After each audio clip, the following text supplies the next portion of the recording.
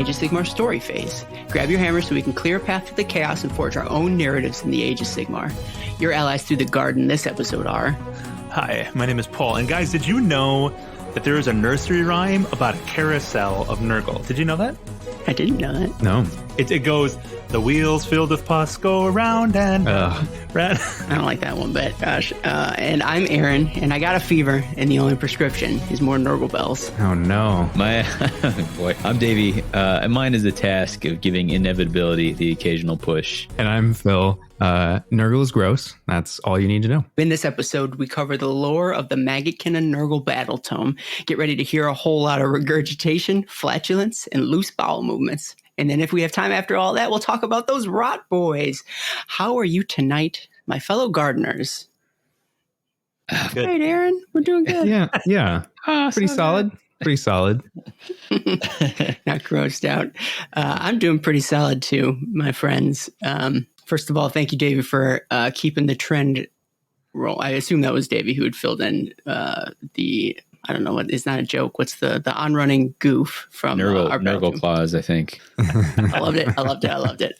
We are here today to talk about, like I just said, I'm just repeating myself, the Maggotkin of Nurgle Battletome, and all the gross goodness inside of it. We're going to talk about Grandfather's Blessings. But before we do, we're probably going to have to chat about what we've been up to in the hobby, as we often do. And we've got a full staff tonight, so let's jump right into it, guys. What have you been doing? Let's start with Paul. What you been up to in the hobby? I have been painting up appropriately Rippa's Snarlfangs, although I've just been painting up Rippa so far the last couple days. They are grots, so I like them, and they've got wolves, which is super cool. And I've also been pulling out all my Nurgle. Turns out I have 2,000 points armies of Nurgle. Who knew?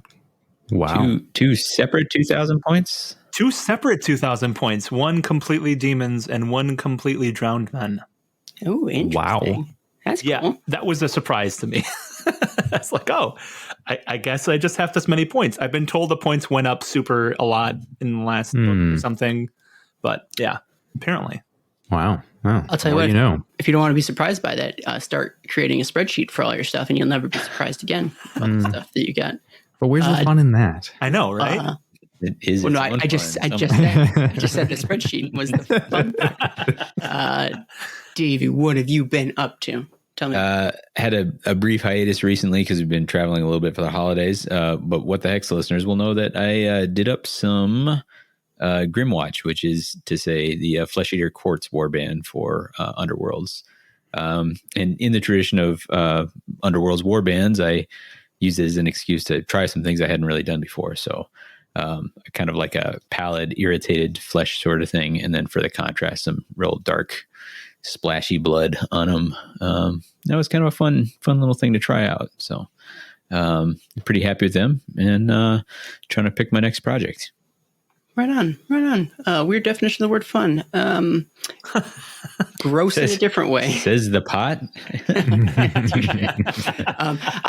I'm hoping that there's going to be a trend here, and I'm going to see if it pays off. Phil, what have you been working on in the hobby?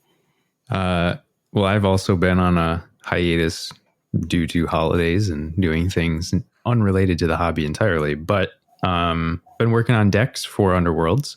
And should be getting back to finishing painting my Seraphon for Underworlds here fairly soon, I hope. But yeah, not a ton else.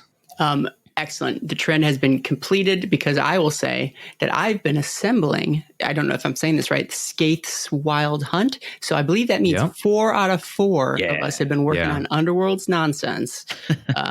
So good job, team. It's now turned into it's just now an Underworlds podcast, a second Underworlds podcast, a second worse Underworlds podcast. Has nothing to do with Underworlds. Yeah, absolutely. What the heck is going on is my question. I'm trying to even think to justify why I even started on Skaith's Wild Hunt, other than the Kurnothi are cool as heck. Nope, I have no reason. I just wanted, I guess because I had all my other Sylvaneth stuff put together and I was looking at keywords. I realized that these dudes have the Sylvaneth keyword too, which doesn't make a lot of sense to me, but that's fine. So I figured I got to complete the set. And Aaron, what's your scry? Are we ever going to see Kurnothi in the bigger game? Yeah, I wonder. I think we are. I think this is a bigger scry in that I do think the direction the game is going to go is going to have a bunch of larger umbrella like battle tomes or armies or something like that with a lot of like like very distinct or bespoke sub factions in the same way like that the orc book, like obviously like there's like the 3 different armies under one umbrella. Some call it the soup books. I call it the soup books, I guess. I think that one day, maybe not tomorrow, maybe not the next day, but one day, Sylvaneth will have something similar where they'll have like differentiating, like different sub armies under that Sylvaneth umbrella, but they're all sort of part of that army of life, is my guess. Got it. So there you go. I hope it was a longer, or I'm sure that was a longer answer than what you wanted. I think that covers it, my friends. Maybe we jump into the story phase, unless there's anything else you guys want to talk about. Nothing I'd rather talk about. Let's do it. 1, 2, 3. Paul, give me some story phase. In the story phase, we delve into the stories, characters, creatures, and environments of the 9 realms. To be clear, yes, I am halfway through this cup of coffee. Thanks for asking. Is it all right? Or, no, man. Or no, God, no. Not at all. I got a baby I got to feed in a few hours, so we got to keep it Here's it the problem, rolling. Aaron. Like, people can adjust the speed of their playback, so they could slow it down to be able to understand you. But then we're all going to sound like we're stuck in molasses, the rest of us. So you're really putting the listeners in a tough spot. Keep your finger hovering over that. I don't know. Is there a speed button? Maybe, possibly. At any rate, guys, we're in the meat of it, the story phase. Let's start with my favorite section, and I think probably everybody else's favorite section too. And that is, I want to get your best 1-sentence summary of who or what or how the Maggotkin of Nurgle army or faction. Sum them up in 1 sentence, off the cuff, surprise. And let's start with Paul, because he always does such a good job. Paul, can you give me your best 1-sentence summary of the Maggotkin of Nurgle? Let's go with disgustingly diseased, disgustingly resilient, and disgustingly blasé bringers of misery and death. Let's go with that. Sure. Misery and death. I like it. And that was hardly even a run-on sentence. Well, I guess. Let's see if I'll tell you what. Let's see if Davy can top it. Can you do us one better? The rotten followers of the plague god, bringing the salvation of losing hope to all they encounter. Okay, that's pretty good. I like the hope aspect of it. That's important. And Phil, destroy the both of them. Top them with your best. Freestyle rap. Yeah, I feel like I might already know where you're going to go with this. Give me your 1-sentence summary of Maggotkin of Nurgle. I would say that they are disease-ridden destroyers bringing misery to the mortal realms. Sick boys, if you will. All right. Bringing it full circle. And also, they're gross. There's that. They're real gross. Yeah, they're real gross. If that doesn't sum up the Maggotkin of Nurgle, then I don't know what does. If you're pressed for time, you could probably stop right there. That's all you needed to know. If I'm pressed for time, can I stop right now? I'm a little tired. Maybe I'll just stop right now. But if you've got a minute, both my fellow hosts and listeners, please stick with us as we talk more about what was contained in this gross tome. Hosts is rather apropos for this Battletome. Yeah, well, that's true. That's definitely where they come from, and what they kind of come into being is from disease. They are defined by the diseases that they bring into the mortal realms from the realm of chaos, specifically Nurgle's Garden. Yeah. That's absolutely true. Actually, so speaking of quote unquote coming into the mortal realms, they had to have started somewhere, right? I guess every disease has its initial vector. I don't know the right words for it. And this is my ham-fisted way to start. Let's just do a little bit of an origin story here. Let's start at the beginning, because it's a very good place to start. Where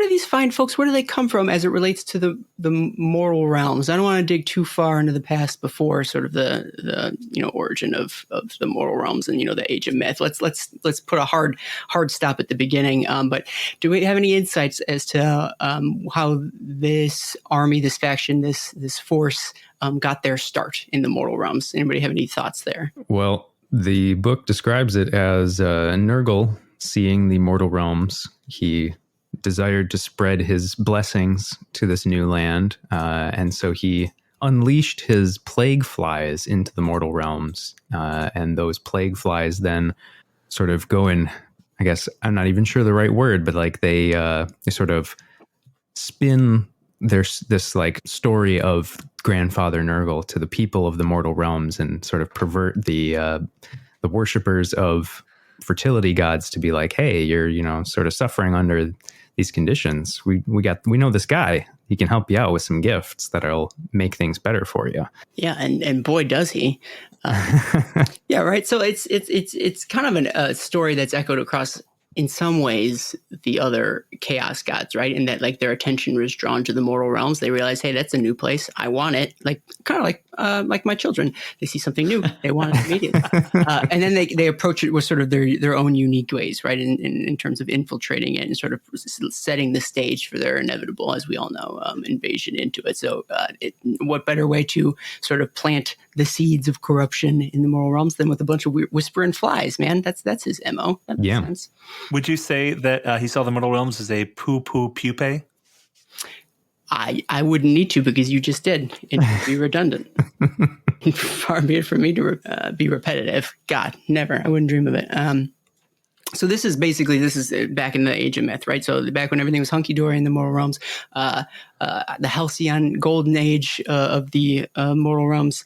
But it ends up being soon thereafter, obviously, that the Age of Chaos kicks in. But did any other, I don't know, stories or tidbits, lore bites from that Age of Myth jump out at you guys that you wanted to talk about before we sort of transition? I think something that stuck with me this time reading through the Battletome that hasn't stuck with me before is that the followers of Nurgle are typically immune to pain, which I thought was, I don't know if that ever like trickled into my understanding. But especially with the whole Age of Chaos and the Age of Myth and all these battles and this war-torn right realms, the idea of being inured to pain or immune to pain, something that I could see being rather attractive to many people who live in the realms. And also the feeling that, especially in a grimdark universe, that Warhammer tends to be, that there is no hope, but in knowing that there's no hope, that is hopeful. Knowing that there's nothing you can do, and so therefore you can do anything because nothing will make a difference.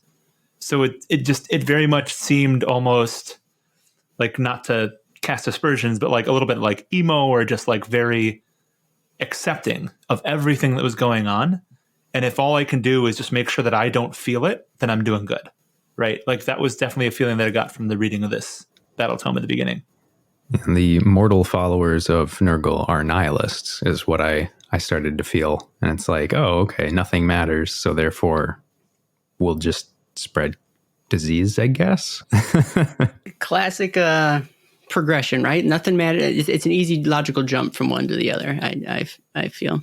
I thought it was interesting that, like, Nurgle is one of the only chaos guys, if not the only chaos guys, who at least sort of presents the idea that, like, he's there to, like, help you. And I guess the other guys are like, maybe have this veneer of that sort of altruistic, but we know deep down that's not true. But like at this point, he seemed very convincing in sort of the early days of the Age of Mist, where he's seeding that corruption out there, that like he's there to like step in and take the spot of those gods who aren't answering your call. If you're in despair or something like that, oh sure, your god's not answering your call, but I'm here to help. And I think that is a uniquely Nurgle thing, and that sort of stands out in those early days, that you could see why someone back then who didn't know who Nurgle was and didn't know what would happen if you were to sort of fall to Nurgle, if you heard that whisper in your ear, I can see why you would be inclined to at least listen, right? To give it an audience in some way. Well, and I think that was the part that really struck me, was that Khorne is about bringing joy to the follower, right? By bringing death to others, by taking their skulls. Slaanesh is very much about bringing joy to the follower by bringing pain to others. And Tzeentch is very much about bringing joy to the follower by reveling in the machinations of Tzeentch, right? But Nurgle is far more about bringing joy to those outside of the followers by knowing that they are despairing, because hope in and of itself is something that is wrong.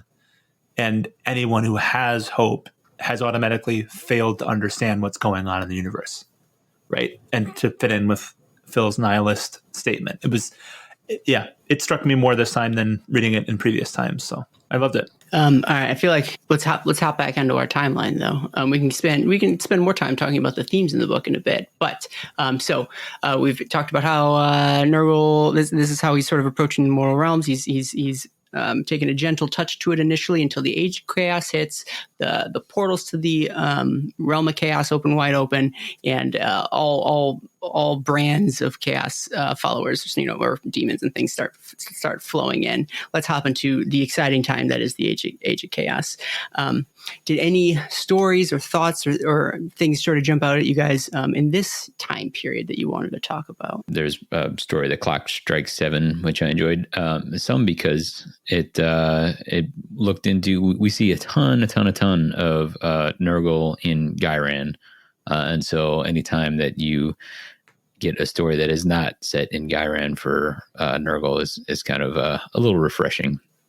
And this is talks about a shamanic city-state of Moltania, which is there's this awesome clock tower there. This guy has designed it. It is really impressive, whatever. But we don't know that because in present day there's these horrors assailing the city, and their city leaders are suspecting chaos, and they uncover a Tzeentchian cult and put that down. Like, all right, we got it, but not quite. And it's that classic thing where there's some researcher who thinks maybe there's still something up, and figures out the answer. And it was unfortunately 777 years prior, that clock tower. As it was getting finished, the designer who is worried about it falling, becoming nothing, what one day would crumble, made a deal. He called out, he said, "This is my finest work, and I want it to be immortal forever." He throws himself in the cogtooth gears as a sacrifice for it, and essentially consecrates it to Nurgle. And city falls into ruin, and the only thing left standing is this sweet, sweet clock tower. Tick, tick, tick. Very ominous. I feel like that's not the only clock motif that comes up in this book as well, which I never really associated with Nurgle. One of the stories I really liked is called The Claim of Horticulus. We could probably talk about Horticulus Slimex later. He's a named character. He rides a giant snail, but basically he leads a lot of his Nurgle demons sort of on this invasion or this strike force into this area of Gyran called Kernathiel. I had to look it up to make sure I got it right. And why it's interesting is because basically what he does is ends up infecting the prey or the huntees of this race of hunters, this Kurnoth hunter force. Basically, this is their stronghold or where they come from. And in corrupting the things that they hunt, they ended up sort of infecting and sort of invading and wiping out a whole bunch of the Kurnothi people, and in doing so also end up shattering the god Kurnoth, who is this god of the hunt, who sort of is a callback in some ways to the old world as well. And so here we get sort of an explanation as to why Kurnoth isn't around and kicking, despite the fact that there are a few of his followers still sort of left in the world that we sort of see in models, the Kurnoth hunters and the Kurnoth Underworld's warband. But it's Horticulus is the one who essentially through his schemes wiped him out, and in doing so also transformed this continent that used to be called Iridia.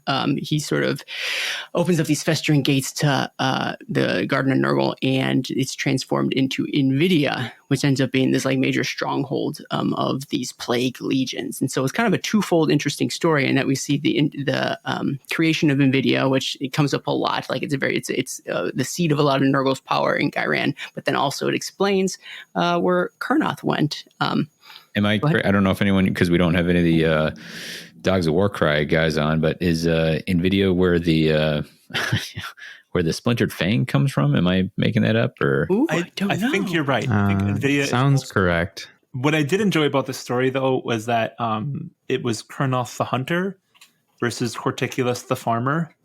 And so it kind of emulated how hunter and gatherers were wiped out by civilization. Right. I appreciated that little kind of narrative they put in there. So I really liked Defiled Chivalry. I was re-listening to Nagash the Undying King at the prompting of Klaus M.A., and I kept listening to it and was really enjoying the stories of the Order of the Fly by Josh Reynolds. And here they are, definitely within the Battletome and becoming very much canon, as well as the Lady of Cankerwall as well, and Blightmaster Wolgus. And I really appreciated that, because those are characters that we have talked about, that we really enjoyed. And they are definitely absolutely canon at this point. And it was just a cool little summary of where they come from and what they do. So that was super cool. Yeah, we were talking about, or I mean, I think I brought up maybe the Stormcast Eternals book. I don't know when they started like really calling out the novel, like the non-studio based books. So, the Black Library books in these battle tomes, and maybe they've been doing it for a long time and I just never noticed. But I'm now just realizing that like a lot of these little stories are callbacks to the stories that we read and that we've talked about. And it's great to sort of see that connection between, like, you always knew it was there, but now to actually sort of see it cemented in these battle tomes, I think is great. Plus, maybe it will inspire someone who hasn't read those novels to want to go and pick them up and go back and read them, because they're some good stuff. Or instead, maybe they don't want to read the novels. Maybe they just want to listen to our episodes, huh? Okay. So if you like The Order of the Fly, go back and listen to Nagash the Undying King. We do a lot of discussion about that. Yeah. And I do really love that book. It's one of my favorite dissections of death, as well as Nurgle. So that's super cool. One of Josh Reynolds' best. Because then I'll point out, and kind of what I believe maybe Davy had brought it up before, but a lot of what's being done in the Age of Chaos is Nurgle making it a point to do his best to take over the realm of Ghyran. Yeah, it was Davy who'd brought up that he generally is sort of spending a lot of the stories it's him spending a lot of time in Ghyran because he feels especially drawn to this realm, in the same way that Khorne was especially drawn to Akshi and Tzeentch was especially drawn to Shaman.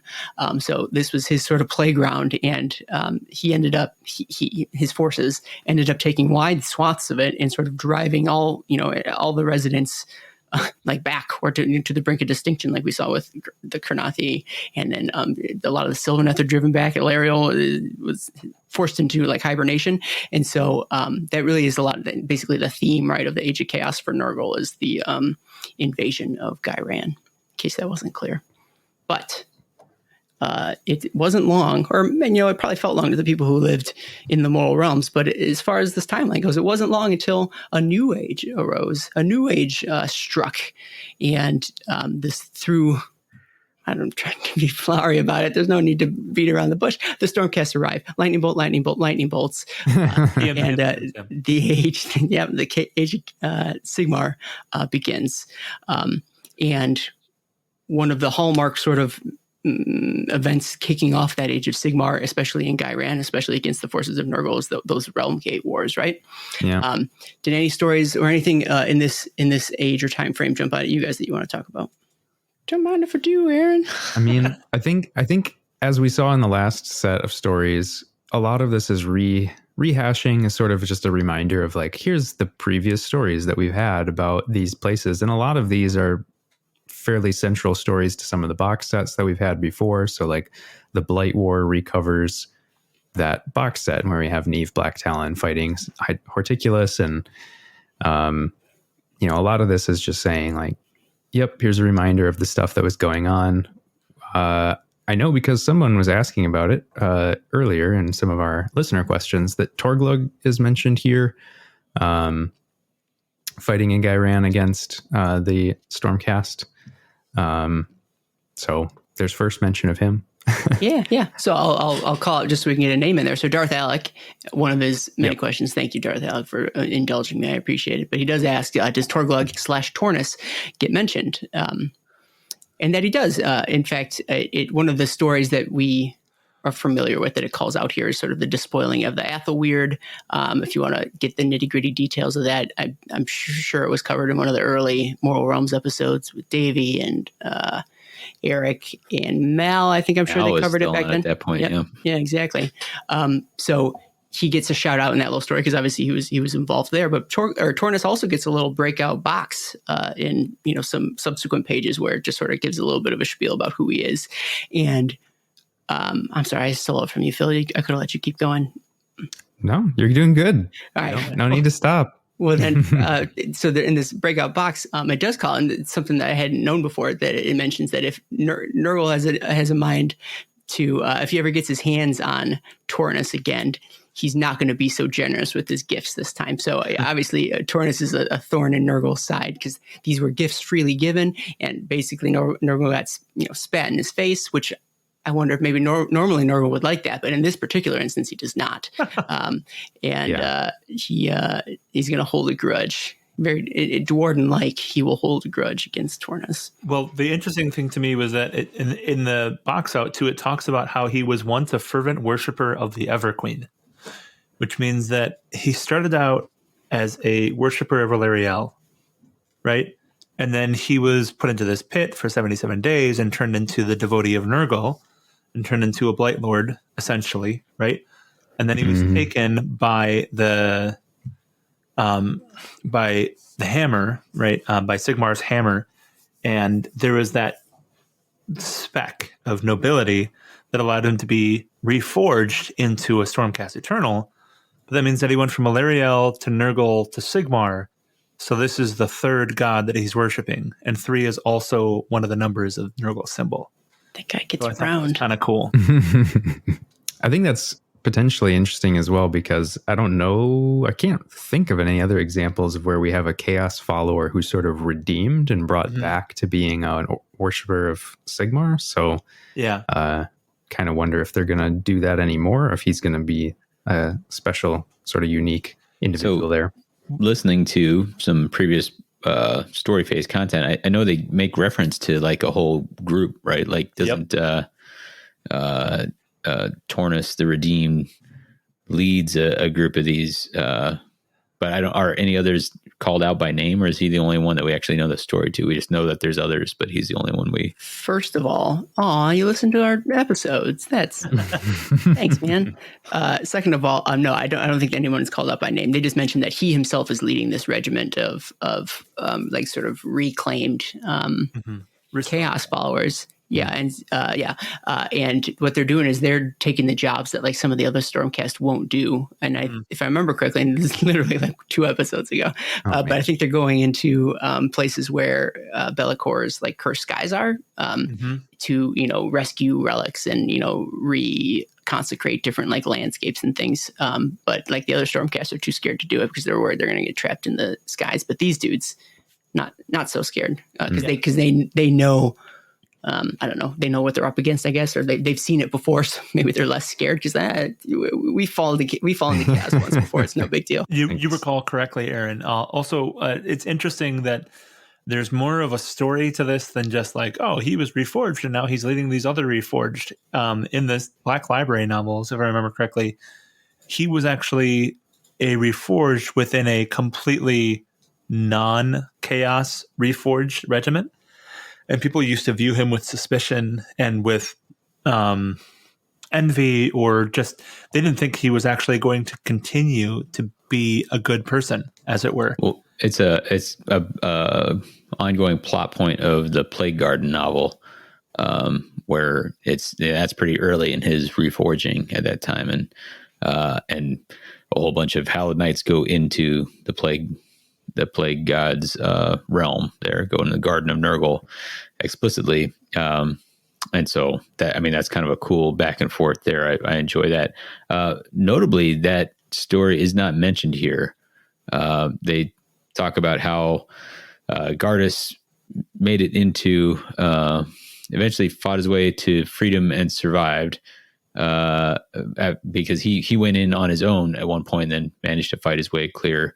They don't mention him returning to it. And it's quite an epic novel. And I'm not saying it's not canon, but they don't make much reference to it. And I think I may have even seen somewhere, although I can't pin it down, where they talk about Gardas being the only one to have done it. I'm like, well, no, that's not true. There's him and his 6 or 7 best buddies, or whatever that went through. So let me just hop in real quick just so I can get another question. So Darth Alec also asked about Plague Garden, and so while we're talking about his questions, let's bring this one up too. He asked, do the Hallowed Knights books, especially Plague Garden, get any sort of tie-in? And so Davy's right, the Plague Garden story doesn't make an appearance here, but it does mention Gardas' first trip in and out of the garden. And that's yet another, we've got a twofer here, another example of a grudge that Nurgle is holding against an individual, or in this case, an entire, a storm host, basically, is he has a particular grudge against the Hallowed Knights and Gardas specifically for sort of making a mockery of the Garden of Nurgle. I mean, popping in not once but twice and escaping to tell the tale about it. So, well, that's something I don't know if we've been specific about, is that Nurgle prides himself on being able to disable and kill those with his diseases, right? And it's not that specifically Gardas went into the Garden of Nurgle and escaped. It was specifically that he went into the Garden of Nurgle and did not succumb to his sickness, right? And that's actually the offensive part to Nurgle, is that he has been given the gifts of sickness and he has rejected them. That is the offensive thing to Nurgle. How dare he? He's got some nerve, Gardas. Be cool. And especially with that sweet superhero pose, like he's just taunting him. I will say there's a story here called Placebo. The story itself was not, it was just kind of a recounting some stuff that happened during the Realm Gate Wars. And it mentioned some special characters that we know about. I was a little disappointed because I saw the heading Placebo. I'm like, what an awesome name for like a Nurgle story. Right? I'm like, oh, I already know this stuff, and I'm not exactly sure why it's called Placebo. It's kind of a little bit of a bummer. But I did file it away, and like I need that for something down the line for Nurgle related. Pretty sweet. Any other early Age of Sigmar type stories or thoughts that you guys want to bring up before we hit basically AOS 2.0? Let's hit that 2.0 magic. Because here we go. All right, the hallmark of AOS 2.0 is it's the time of death. Basically, it's the time of soul wars, right? And although I feel like maybe we've hit a little bit on how Nurgle is all about that life, he's all about that lifestyle.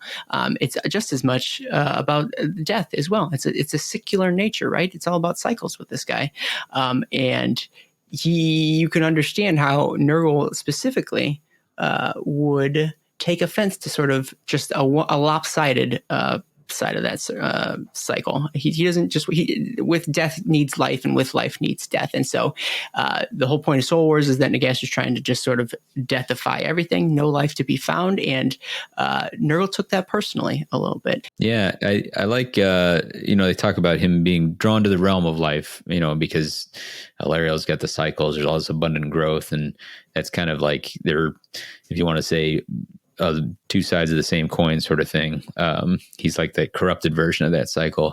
But on the flip, it's like you said, take offense at like the stagnation of death. Like you hear the word stagnant used in discussion of Nurgle, but not in the same way as death, which like basically locks the cycle, right? Like you die and then you just stay there. And then on top of that, this is the first time I've seen this specifically, but it talks about some of the followers of Nurgle being kind of outraged that like, man, look what we did to ourselves to like stave off death. Like we look wicked gross now. Like we did a lot of nasty stuff to like endure and survive and not have to die. And like, look at all these fools that just like died and keep on rocking. Like that's no good. And so the idea that they're like personally offended by ghosts and such, I was like, oh, interesting. Like I like that. I like that take on it. But I like that Nurgle has this kind of opposition to both Alariel and Nagash and their followers. Absolutely. Anybody else have any other thoughts they want to jive on? That's not a phrase that didn't make any sense. It is now. Yeah. Well, I mean, I think it's also interesting to note that I don't remember exactly which stories it was, but they talk about actually trying to like attack Shaiish because of all the stuff that Nagash is doing and how it's disrupting, Nurgle's plans to bring his quote unquote life to the mortal realms. And how difficult it is for them to operate in Shaiish, and that like they have this grudge now of being like, we want to be able to corrupt that realm, specifically because they were able to resist so heavily. And so it goes back again to this like notion that it's insulting that anything would sort of reject the blessings and gifts of Nurgle. I'm going to have to apologize. I'm going to go back to 1.0 quickly just to shout out the Gifts from Above story, because it talks about the droning guard descend on the sulfur swamps of Batar. And that ties into the Cruel Boys Battletome, where it talks about there's a Cruel Boys tribe that's infected by Nurgle. And this is where we see the other side of the coin. Because, and especially because there's a specific hobbyist that's done this Nurgle orc combination. It's nice to see that make it into the lore, and also to see just that the orcs are also susceptible to Nurgle, which is something that we haven't seen a lot of. So I thought that was cool. So I apologize for rerouting us. No worries at all. Fine. If I cared enough about if I cared more about the quality of the show, I'd find a way to splice that out and put it in that section, but I don't.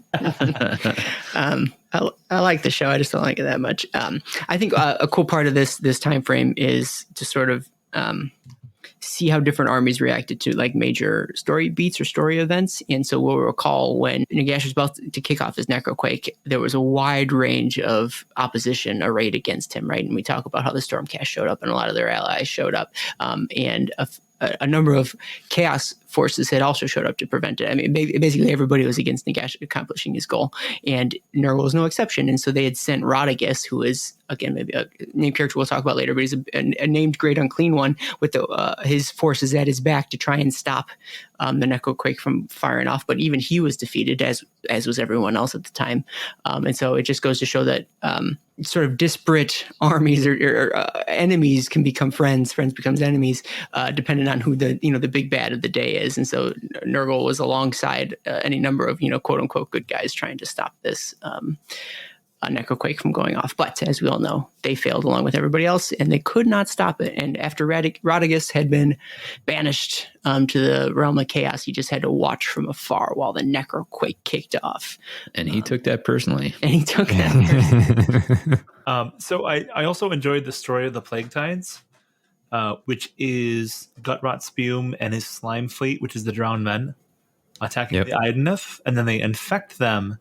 And then they're able to track them by their sickness, which I thought was kind of cool. And it says, diving down within the hollowed-out carcasses of rotting leviathans, Spume and his kings emerge to trudge along the freezing ocean bed. Their god-blessed resilience holding true even at such depths.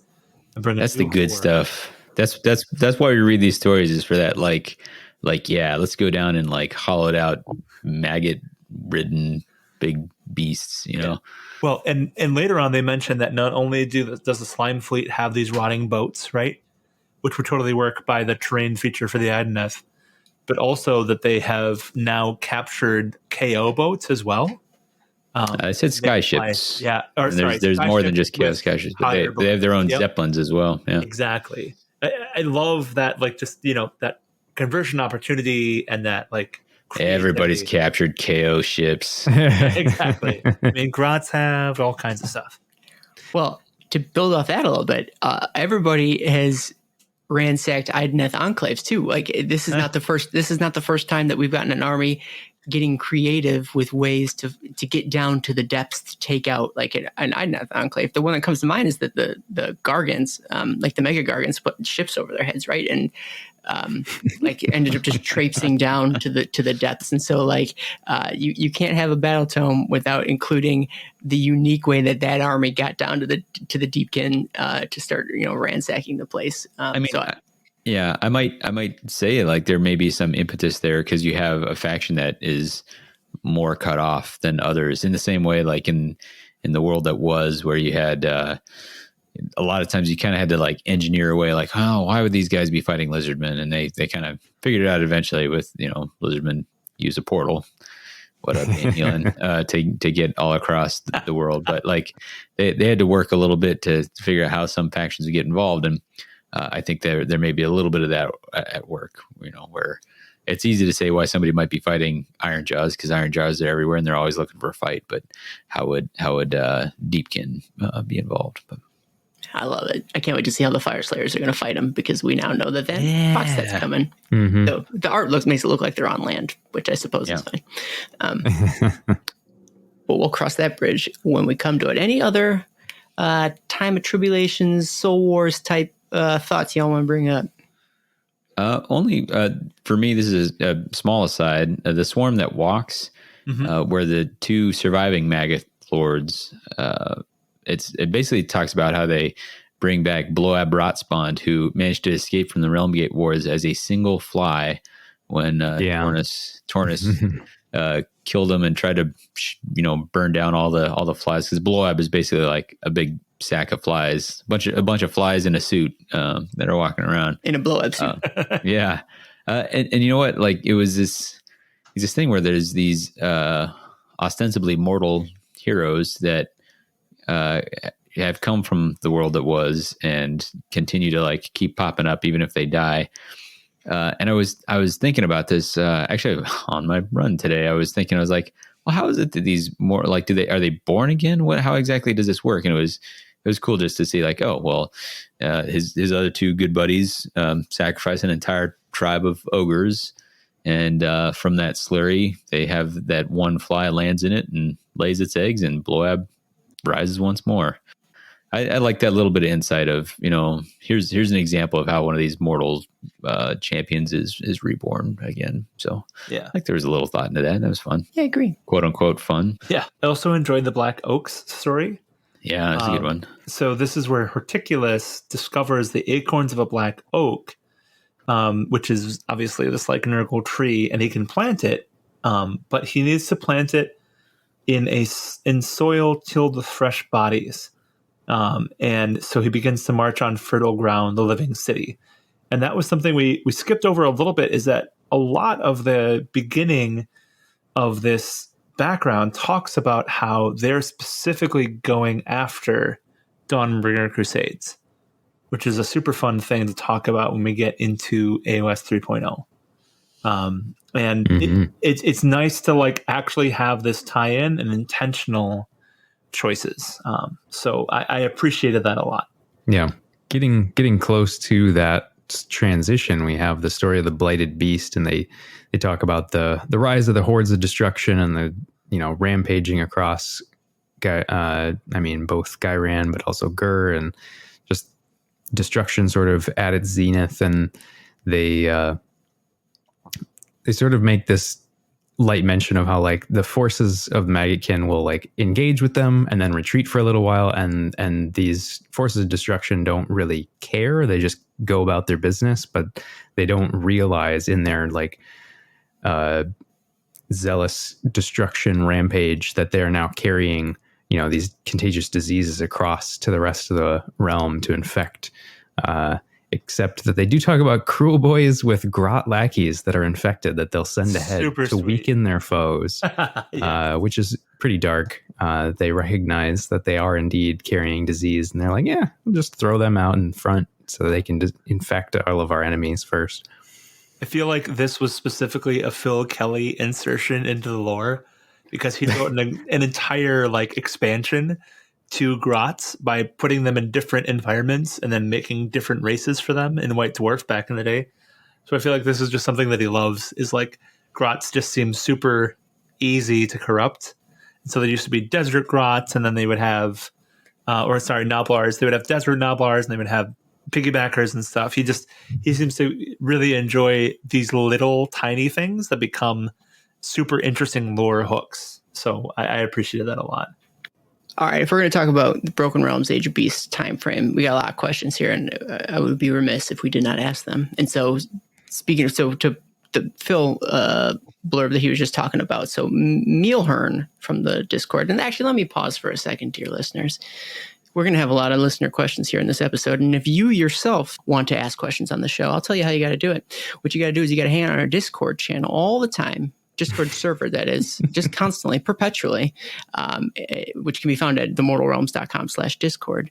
And just wait, fingers on the keyboard, day in and day out, for me to jump in at a moment's notice and say, hey, we're going to be recording at X day.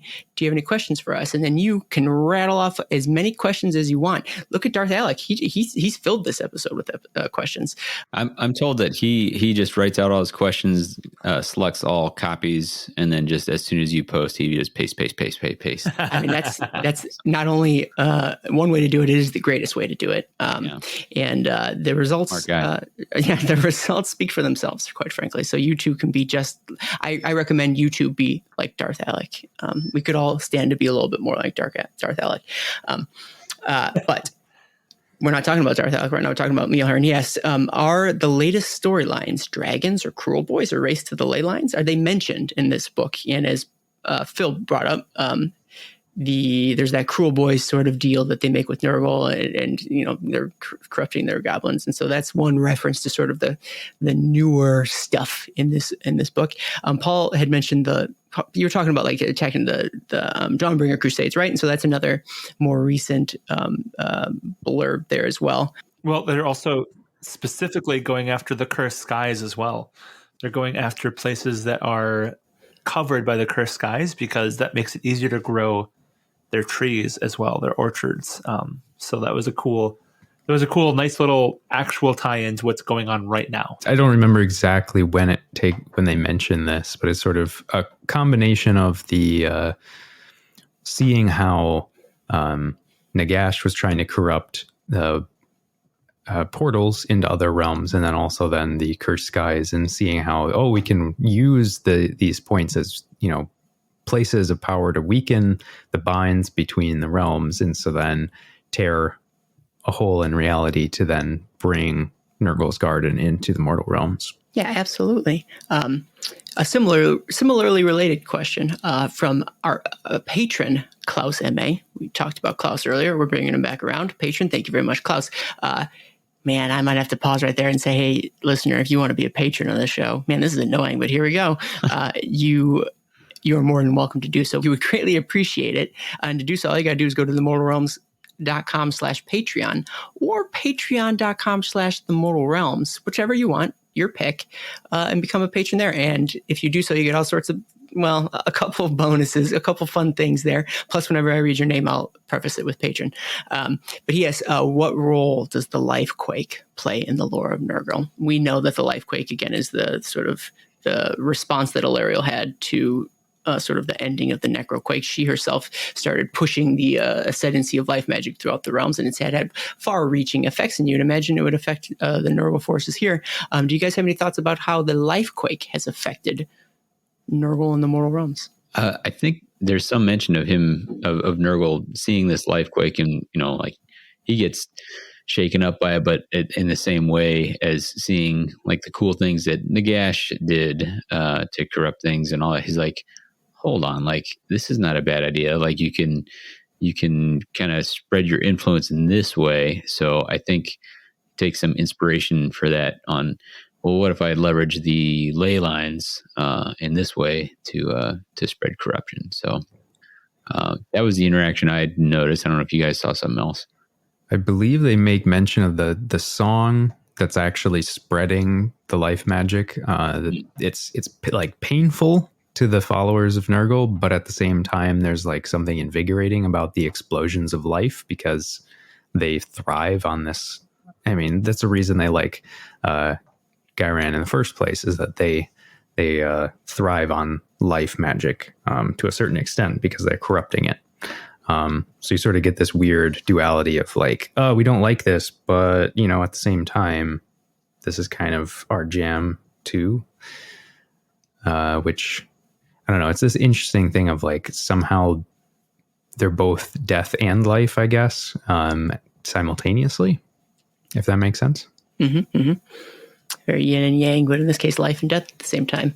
And I like the idea that like they're literally trying to bring the garden into the mortal realms. Like it's maybe not even connecting per se as much as it is overlapping, like dropping the garden into the mortal realms and sort of making an extension, which is wild. I guess just to build on that, they kind of talk about like what happens in the realms as the garden sort of like as the barrier between the chaos realms and the mortal realms weakens. And it's almost like there's an overlay. It's not like it's a separate sphere or something where these places exist, but it's like this constant existence, just almost in like a shadow realm, just beyond visible, sight or whatever. And they make mention of a couple different stories where these places have had the barriers weaken, and it's like, hey, all of a sudden you can see these weird like rotting trees and things start to show up, and like a Nurgle fortress that's you can't quite make it out, but it's like there in the distance, and they like in the haze of the flies you could see it there in the distance. It's kind of this weird idea of like the Chaos Realms are always there, you just can't see it. That's something I don't think I've seen talked about quite like this before. Ironically enough, another place that I've seen it talked about is at length in our Discord just a few days ago. I feel like a lot of people were like, there's this a big conversation that folks were just having about what the nature of the realm of chaos and how it relates to the mortal realms, and then also how it relates to like the 40K world, which is why I tuned it out completely. But I'm sure it was interesting to those who partake. Yeah. Yeah. By folks, you mean Paul and Kagan. Exactly. They went on. I got on, and early on, I was like, "Oh, I got to jump in." Like I was catching up a little bit. I'm like, I got to jump in on this. Yeah, I got to tell Paul how wrong he is. And then I was like, "Oh my god, it's still going! Oh my god, it's still going!" And finally, I'm like, "Oh man, I'm like 300 messages behind. Anything I pitch in now is way too far behind." So. Well, was I wrong though? You can tell me now. I won't. No. We'll leave that be. I think it's my usual objection when you use hyperbole and absolutes. So literally every time I'm speaking. Yeah, make it my blanket objection to something that you're saying. Sounds good. Whenever you're saying, imagine I'm saying, hey, but yes, absolutes and not yes hyperbole. And but yes, yeah. But yeah. Darth Alec had another question. Like I said, he's got a lot of questions in this one. He asked, does the book play off any of the Broken Realms events, several of which were in Ghyran? Y'all got any feedback for Darth Alec there? I don't know. I didn't feel like a big playoff. I mean, like some of the stuff we already talked about where, as things are happening or, it makes mention of them. I don't know. It wasn't my impression that we learned new things that spun off of that, but talks about Rotbringer strongholds or Maggotkin strongholds that had just barely survived the onslaught of Nagash's Necroquake, and then getting rocked by Kragnos and his, so some of them falling that might not have otherwise and such. But nothing jumped out to me as like, hey, here was a big Broken Realms thing. Anybody else catch something I missed? The one that jumped out at me was there's the Nvidian defense story, which it was specifically in Broken Realms, which was it was that little story from, I think it was Teclis, where Manfred was sent out to Ghyran to start corrupting a bunch of realm gates, and they were going to sink them into these like mini Necroquake, or mini Shyish Nadirs or something like that. But he was defeated mainly because he wanted to be defeated by, quote unquote, the combined forces of Nurgle and Sylvaneth, and that they weren't necessarily fighting together, but they had common cause to drive Manfred and his forces out of Ghyran. And the one thing I didn't know was that Nurgle thought it was funny, essentially, that like the Sylvaneth were sort of forced to work alongside him in sort of this makeshift like alliance, again, very loosely defined as an alliance. And so much so that as this gesture of goodwill, he released a number of Sylvaneth prisoners. Like, oh, hey, look, I mean, I'll release some of my hostages. But the prisoners he released were so like just diseased or, just corrupted that in doing so, it actually served as a demoralizing gesture to the Sylvaneth and actually made them worse off than when they started. So that's just sort of how Nurgle operates. I missed that one. I enjoyed that. That's pretty good. Yeah, it's pretty delightful. Which I think is worth making an aside that they make a big point in this book about talking about how Nurgle's not just a like master of physical corruption, but he tries to break people's spirit. It's like this idea of hopelessness is a major component of the forces of Nurgle, it seems, which is not something that I would have thought of previously. But they definitely drive that home to say like, yep, everybody who's being corrupted and fought by Nurgle, like the idea is that eventually you'll get to this point where you just give up completely. Yeah, no, I agree. And I think I like how they have to, not have to, but like how they have to sort of make these chaos gods multifaceted. Like it's not enough to just be that physical corruption, but that they're more interesting if you can give them layers, and there's another word for facet. And so it just is one more thing to sort of ascribe to this god, which I think it really fleshes him out in a weird flesh colored way. Yeah. All right, because I got another question for you guys. Get ready for it. It's another patron question from an individual called Lignum. They ask, I would love to hear your speculations about the little blurb, quote, something rotten in Gyra on page 19. I don't know why I included the page 19 thing, but it's a quote, so I had to. They are referencing one of my favorite stories in here. There is this lady, Nadian Greenspur, who you all know. Everybody knows. She's the matriarch Gyranus of Hammerhall. So if I understand correctly, that's the head honcho of the Gyran side of Hammerhall. So basically, she believes that the diseases that are racking her side of the city, which I didn't know existed until now, but apparently they do. There's more to it. There's something underlying it. There's cause for concern because there's all these diseases spreading through Hammerhall Gyra. But the other side of the city, Hammerhall Aksha, doesn't necessarily seem to care because it seems like they're driven by capitalism, I guess, just to sum it up. So she's trying to get the others, the Aksha side to, come to her aid, or she's trying to convince them that something's up on her side of the city, but to no avail. It's soon thereafter, or in the midst of this, that she's beset by weird, strange occurrences like. This was another clock motif, right? I didn't write it down, but so she has a masterwork Kamonic timepiece that stops each night at the stroke of 7, and slime leaks from her quill, and her sleep is disturbed by the faint but endless buzzing of flies. Sure, irregular occurrences, to say the least. Common thing. Well, maybe in Gyra, quite possibly, or Gyran. But she vows she's gonna get to the bottom of it, despite the feeling of being watched. Spooky, guys. I don't know why, because this book is full of different stories like this, right? Of different places and different characters. This is Hammerhall Gyra. I don't know why, but I have the answer to that, actually. Okay, tell me. What's that? I need to bring it up quick. It's one of the 3 Magath Actually, they discuss it later on. Oh, dude, I knew there was another example. But while you're looking it up, I'll point out that I think of all the little blurbs in this book, I feel like this is the one that'll get revisited. Like, I feel like this is the one that's a hint to a future thing. Well, especially since it's mentioned twice. Yes, exactly right. Once is off the cuff, but twice is like there's never a pattern, guys. There's never a pattern, but sometimes 2 points there's a pattern. Make a line. There's your math. There's your geometry lesson. There you go.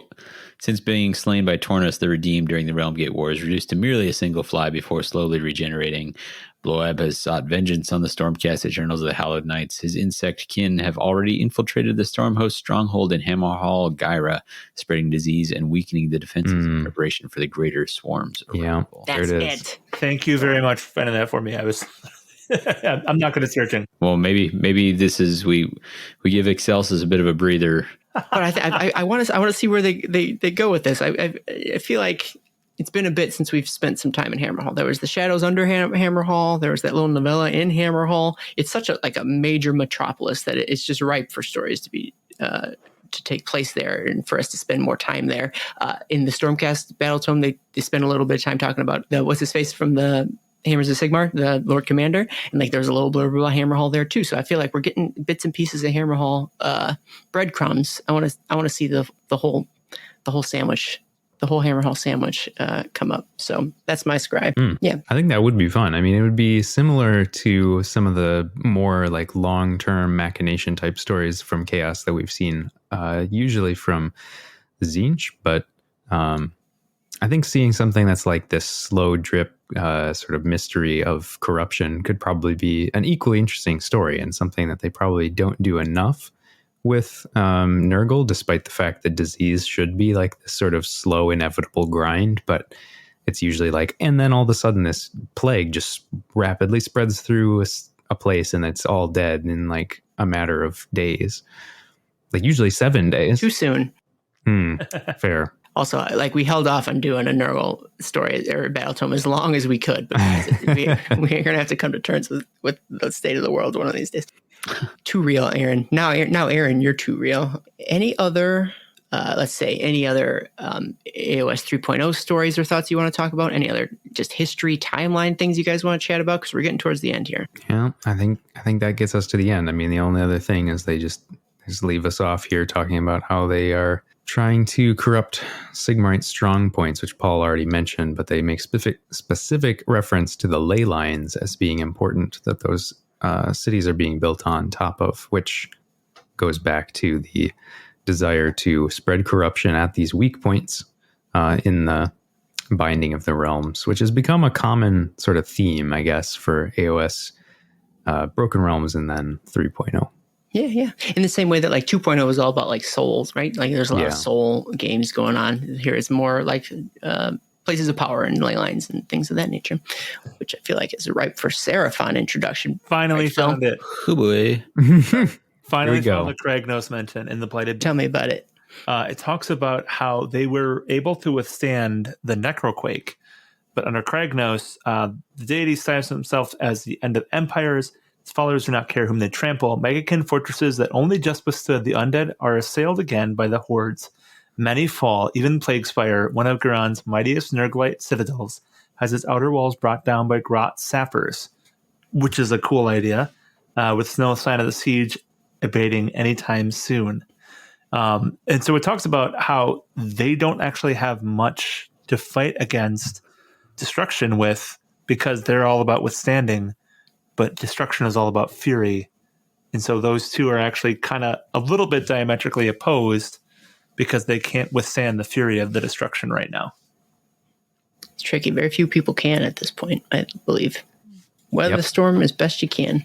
All right, so let's talk about the faction and how they exist at home when they're at rest, right? Let's bring it back to the home. I can't think of another word for home. We've been talking about the Garden of Nurgle and how they want to bring it into the mortal realms. Does anybody want to describe even just a little bit as to what the Garden of Nurgle is what it's even like? There's some details in this book. Let's share it with the listeners. What struck you guys about the Garden of Nurgle? What struck me is that it was a lot like the Sylvaneth jungle, but more poisonous, more deadly. And they described it at one point as a steaming jungle, but that's usually something that's associated with Seraphon, but with more disease functionally, right? Which I was like, okay, I kind of buy it. But it wasn't like, oh, I totally understand what this is right now. It was more of like, okay, this is a facsimile of something we already know.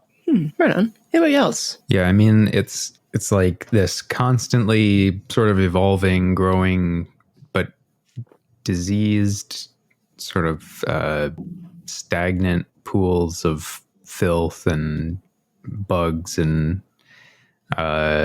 just sort of everything that you could kind of associate with the Nurgle models, but just like tenfold inside, or maybe even sevenfold. I was just gonna say inside his realm.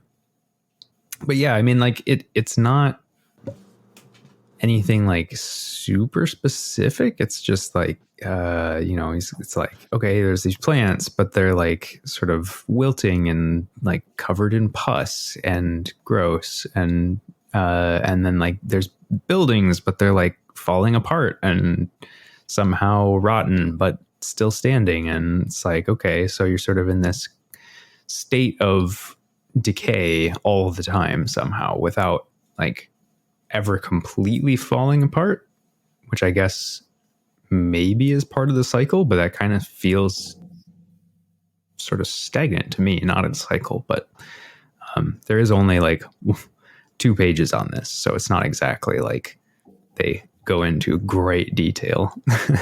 There are 2 things that I'll bring up my 2 things then, guys. Get ready. 1, I like that there's a giant mansion somewhere in this garden. Black Manse.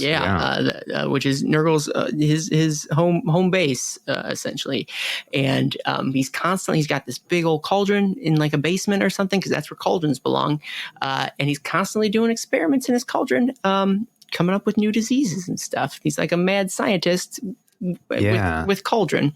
The Pax Fulcrum. That's a cool thing they talked about before, and it's a nice little touch for sure. Well, I mean, if you want to talk, lay it on us, describe it, if you will. Pox fulcrum is a being that is caged and has the ability to resist that ability to heal and then survive these things. So Pox fulcrum, given his or her ability to regenerate, is a great subject to test his diseases out on. And and here's another thing we may or may not remember, Paul, is that the end times we discovered that Pox fulcrum was Shalia, the goddess of healing. Yes, right, I remember that. Yeah, I don't know if that remains canon in the Age of Sigmar here, but maybe they mention is like some. I think it says like it's the thing they often do with when they refer to stuff from the world that was like some people say it was God or whatever, and those people might even be this on thing. the Mortal Realms podcast. Yeah, and they're named Davy. I think they also make mention of how the Pox fulcrum specifically, while it can heal from his diseases, it has to like go through the full gamut of the disease first, and then as soon as they're about to die, they suddenly are just completely cured. And so it's like this rapid progression of the disease, so he can see everything that it does all the way through, and then is like, okay, so that's how the disease is going to work. And he uses it as this like perfect test subject because he can constantly be giving the Pox fulcrum his diseases. But then he also makes mention of like how mad he is sometimes because he's like, oh, that one was great, but you healed from it, and like you're not supposed to. So it's this sort of constant battle that he must be having with himself, where he's like, man, if only that one would have gotten you. So that was another great, the Pox fulcrum, another great hallmark of the Garden of Nurgle. And the only other thing I'd bring up is that, like all the other realms in the realm of chaos, it's constantly sort of growing and also being invaded by the other chaos realms as well. And so like the garden expands and shrinks depending on, the different, border battles going on in the realm of chaos, which is always an interesting sort of dynamic that we see out there. All the while, Horticulus Slimex, the gardener of Nurgle, is just grumpily running around pruning feculent narmals and, growing rod apples and other gross things. Yeah, as you do. Any other Garden of Nurgle thoughts? No, because it's been a hot second since we had a listener question. I think we're due. You guys ready for another one? Sure. This one comes from an individual called Ki. All right. They ask, is there a hierarchy among Nurgle demons? And what about among all the great unclean ones? Does Horticulus Slimex rank above or below the great unclean ones? There's a couple. I can take that one if you want. Oh yeah, please do. So yes, they laid out so the demons are organized in plague legions, and at the head of those are the great unclean ones. And then I think there's this implication that some great unclean ones are elevated above even them. And tying in with the other part of this question where we talk about Horticulus. So Bolothrax, as an example, he is marked as he claims, or not Bolothrax, Bulgathrax. I got close. Bulgathrax. However, claims ownership of the befouling host. And Bulgathrax, I'm almost positive we saw in the Realm Gate Wars. I think he was called out by name as one of the great unclean ones they encountered there. But most of the servants consider themselves, or most of the members of that host consider themselves to be servants of Horticulus Slimex. So I think it's sort of a thing where, like you can almost think of it in military terms, where the great unclean ones have these kind of officers, but and then Horticulus Slimex is maybe your top enlisted guy, and maybe in this case, like that's the one that people are really following in that particular legion. So I think on paper and for pay grade, the unclean ones are above Horticulus, but I think he commands a level of respect that goes beyond his particular position. I think I covered that one. Yeah, I was gonna say I got nothing to add. Anybody else? Right. I think the only other thing that I can think of, and I can't find it again, is that there's some mention that like none of the great unclean ones can remember a time without Horticulus. So I think he's like that's definitely in there. One of the first of the, I guess they're, I don't remember what they're called. Whatever the sort of plague bearers. Yeah. In what was it? Not Plague Garden, but in the box set, it was specifically called out that he was the first plague bearer. Yeah. In this Battletome, it says people say that he was the first plague bearer. So yeah, some people. Yeah. But yeah, so I mean, it's kind of this interesting idea that he has this important position, and probably, like David was saying, he definitely occupies a higher spot than a leader of plague bearers would normally. Mm-hmm. And if that is true, or what we're just saying about sort of he predates a lot, or he's maybe predates a lot of the plague bearers, that like the implication maybe would be that he existed even during the old world, we just never saw him, and that's interesting to think about. Yeah, well. He had a lot of things to do in Nurgle's garden. Yeah, right. Very busy. Well, and it talks about how he doesn't want to leave Nurgle's garden. He only leaves under extreme duress to go and plant more trees. Right? Yeah. But he'd rather just stay in the garden pruning the whole time. Makes Sounds sense. like my wife. In a good way. That's not bad. Wife's name Horticulus? That is a fraught comparison. Carefully redact that statement. I think the only other thing that I found interesting is that they have these charts in here to sort of show a visual layout of the organization of the Plague Legions.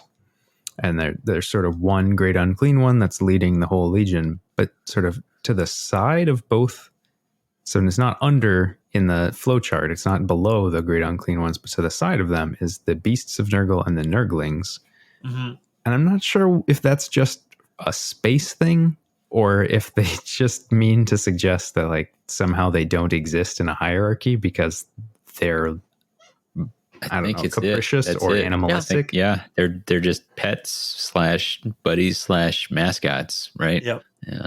Because the beasts of Nurgle are just supposed to be mindless, and the Nurglings are supposed to be tiny embodiments of Nurgle himself, right? Yeah. So they're not intentionally mindless either. Very much like they're like forces of chaos, little c. Like you don't control them. Like they're sort of outside the scope of hierarchy because like they're there to sow not destruction because that's a different thing, but their own brand of chaos is the way I read that. So we can talk about what sort of motivates them in terms of what they're out there trying to do. I guess I know we already at length talked about their goals to sort of corrupt the mortal realms and corrupt ley lines and so on and so forth. But let's hop into another question from patron and host. You guys, he's a host and a patron. You can learn, you folks I'm talking to on the podcast can learn a lot from Sever,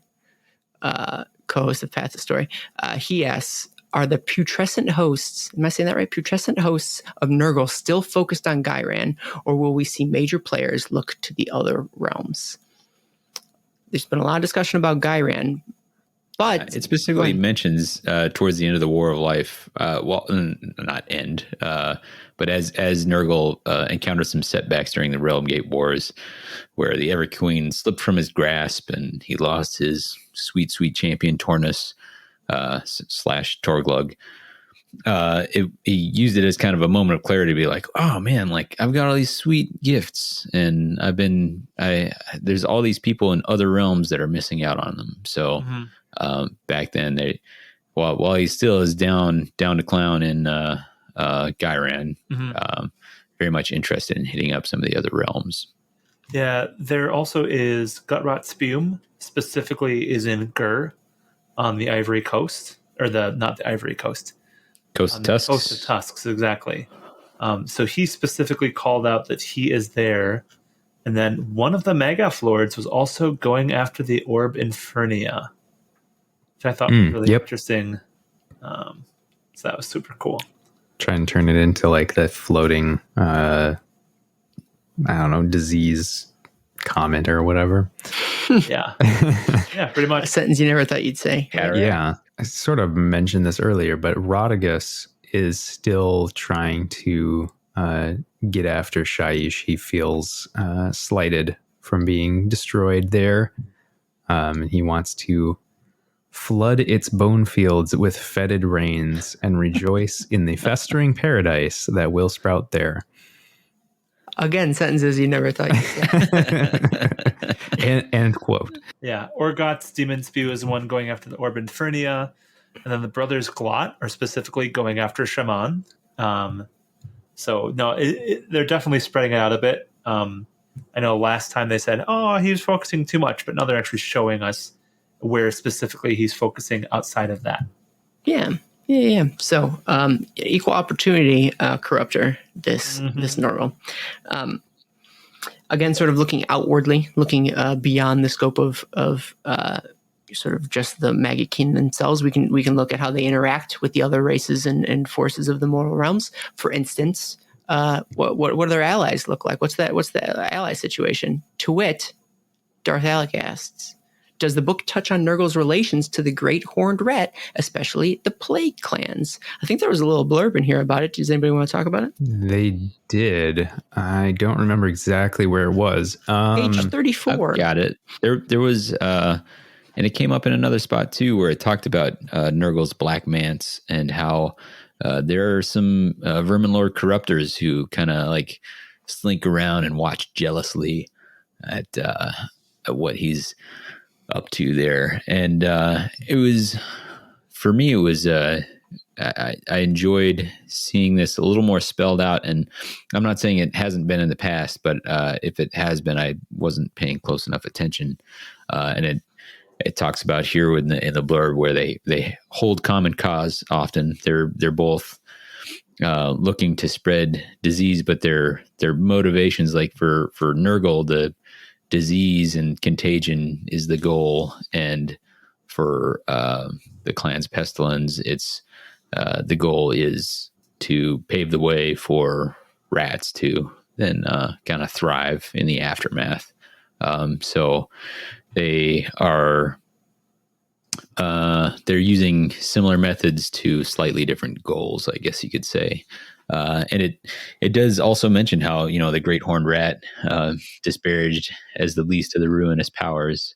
But, it's like no press is bad press. Like if you're the least of the ruinous powers, you're still a ruinous power. So Go Horned Rat, it kind of laid that out. And I'll be honest, like it was one of those things that I felt like way back in previous editions in Warhammer Fantasy, I felt like it was maybe a little foggy, at least to me, whether Clan Pestilence was inadvertently worshiping Nurgle. And here it seems pretty explicitly that they are not. That they like, hey, it's cool, dude. I see you, respect Nux. You're doing good stuff, but game recognized game. Yeah, exactly. That's what I'm looking for. But we're up on something else. Yeah. Just as an aside, if you want to read interesting insight in terms of what like Clan's Pestilence thinks about the corrupting aspect of the Great Horned Rat, you should read the Arch Postulant of Clan Morbidus short story by David Geimer. It was very interesting. And I think at one point they talk, just has a quick insight on Nurgle too, if I remember correctly, but at any rate. And if you don't want to read it, you can listen to a Pocket Realm. Yeah. Boom diggity. My guy. Just as an aside, I finally just yesterday read the sequel to that because there was a second one, and it's actually more of a novella than it is like a short story. It's got like chapters and everything in it. You've been tearing it up reading the Black Library. Because I've been sitting in the dark with only my phone in my hand feeding a baby, and there's not much else you can do. So do you guys have any other allies you want to talk about? There's not many. So no, they don't talk about Beastmen for Korgos. They do talk about how there are actual Nurgle Beastmen. They don't get completely slaughtered in this one. So are Pestigors named in this book at all? I don't remember. They are not named as Pestigors, but they do so. mention that they can ally with Beastmen, I think. Okay. I tell you what they've done for Zongors and for Slangors, if they could do that for Pestigors, man, that would be wicked cool. I mean, they do have GW models for Pestigors that are plastic. No, I know that. I'm saying what they've done for these plastic releases, like that would be something else. So. This would have been a great opportunity to do so, and the fact that they didn't now means that it's so far away if they do later. Yeah, probably at least a year. Maybe they're the ones that'll take down Hammerhall Gyra. Maybe. Yeah, quite possibly. So to that end, if there's not too many other allies then maybe we highlight some of their hallmark enemies. Are there any enemies that you guys want to chat about for Nurgle besides everyone? Everyone. We've kind of talked in passing, not in more than in passing, but opposed to the Sylvaneth in the realm of life, opposed to the undead in the realm of death, but also those long-standing chaos rivalries, and these date all the way back to those classic books, Lost in the Damned, Realm of Chaos books, right? What one was Lost in the Damned? What was the other one, Paul? You know, I cannot remember off the top of my head. That's all right. Realm of Chaos books, but Nurgle and Tzeentch are opposed, and I think for Nurgle, it's supposed to be like there's these natural cycles to things decay. And then Tzeentch is like, we're going to change unpredictably and for little reason, and we're going to do what we want, whatever we want. And it's not this kind of entropy and breaking down that Nurgle does. So I remember even there was a maybe it was Akold Hellbrass who used to like walk along and flowers would spring up behind him, you know, because it was so much change and all that sort of thing. That was a Tzeentchian champion, and hopefully I don't have the name wrong, but something like that. Then the Nurgle is like, well, we need to rot those flowers down. So those two, I buy that opposition between those two chaos powers. I kind of enjoy that. They do not like each other, and it's mentioned off and on throughout here where a particular champion or a particular, you know, they take pleasure in seeing the defeat of a Tzeentchian faction. Agreed. I got nothing to add. Anybody else got anything to add? Yeah, I think that's pretty much it. I mean, there's not a lot of specific mentions of direct enemies beyond, I mean, talking about like the Stormcast that he really doesn't like. They're mentioned by name, and Alariel, obviously. So yeah, I guess you, like you said, list Hallowed Knights in there as a particularly hated foe. Yeah, primo enemy. All right then. Let's leave that behind. Let's shift to something new, and we can talk about how the lore intersects with the tabletop, which is another way of saying, hey, what's some of our favorite units or models? For better or worse, maybe mostly for worse, there's not too much new stuff that's come out alongside this Battletome, so we can dig deep into the range that has existed prior to this and sort of call out any of our favorite units. Or like hero characters or so on and so forth, whether you like the way they look, whether you like their lore, or no, those are the only two options, look or lore. That's all you got. And then there's a few listener questions that we'll sprinkle in here too, but I'll give you guys an opportunity to talk about some of your favorites. Let's start with Phil. I want to hear Phil's faves. Well, for favorite characters, I've always been a fan, as much as I can be a fan of a faction that is one of my least favorite factions. Pretty gross. Of Gutrot Spume. Yes. And the Drowned Men. And I think that's probably a common theme. I think lots of people are fans of these guys. So Gutrot, for those who don't know, he was a mortal sailor, and he was attacked by diseased sea monsters, I believe, was basically as far as we got for details. Rot krakens. Rot krakens. And rather than just, be dragged down with his ship and be like, oh, woe is me for going down, he's like, no way, man, I'm fighting to the end. And so Nurgle was entertained by that and gave him his blessing to continue that fight and that sort of stayed determination. And so now he sails around, and we talked about it before, but they've got these rotten ships, and they can sail everywhere, and with slime that the ships create, and they spread disease. And he's actually got like kraken tentacles now because of Nurgle's blessings and stuff. Sort of little strange. It's a little different than the rest of Nurgle. I find him to be fun, and it's just very different than a lot of the rest of Nurgle because it's not just diseases. And then the Brothers Glot, I think, have always been pretty cool. Can I pause you right there real quick? In that, if we're going to talk about Gutrot Spume, Sure. I got another question. This Darth Alec yet again asked. There we go. He wants to know what Gutrot Spume is up to, and as far as we know, I think currently. So that was his backstory. But these days, if I understand correctly, he's currently hunting down orc warlords, sort of in this time of beasts, like the not resurgent, but the ascendancy of sort of these orc was across the land. He's hunting down the orc warlords so he can best them and thus bolster his legend. Apparently that's important to this guy. He's about that glory.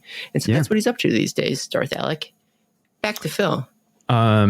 We also know, and Paul mentioned this a little bit earlier, that we know that some of the drowned men, which are the Nurgle followers that are underneath his command, some of them are now in Cayman. They have captured skyships, and they are specifically attacking trade lanes, spreading disease through the air. And they say specifically trying to humiliate their Tzeentchian rivals in Kaman. So again, I call back to that ever-present brotherly feud between Nurgle and Tzeentch. Exactly.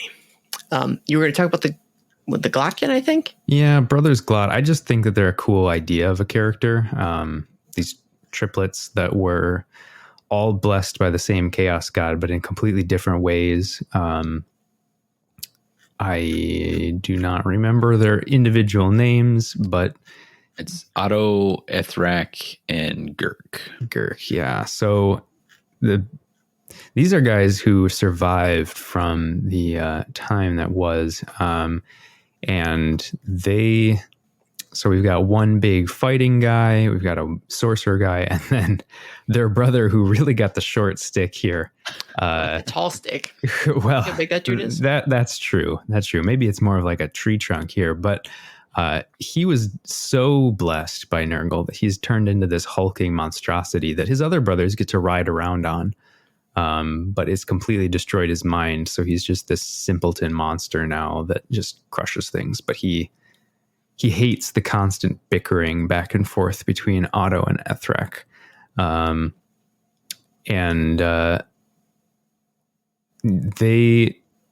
This is something that Davy had mentioned, and I don't see it right away, but I remember reading it and thinking it was interesting that they're sort of the most favored of Nurgle's mortal followers.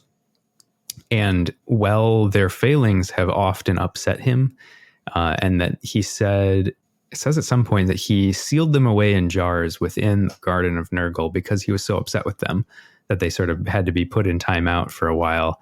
But he could never give up on them completely because he loves them so much. And so they stay mad at you. Yeah, there's sort of this idea that he takes these mortal followers and then seals them away magically somehow to sort of bring them back out when he needs them.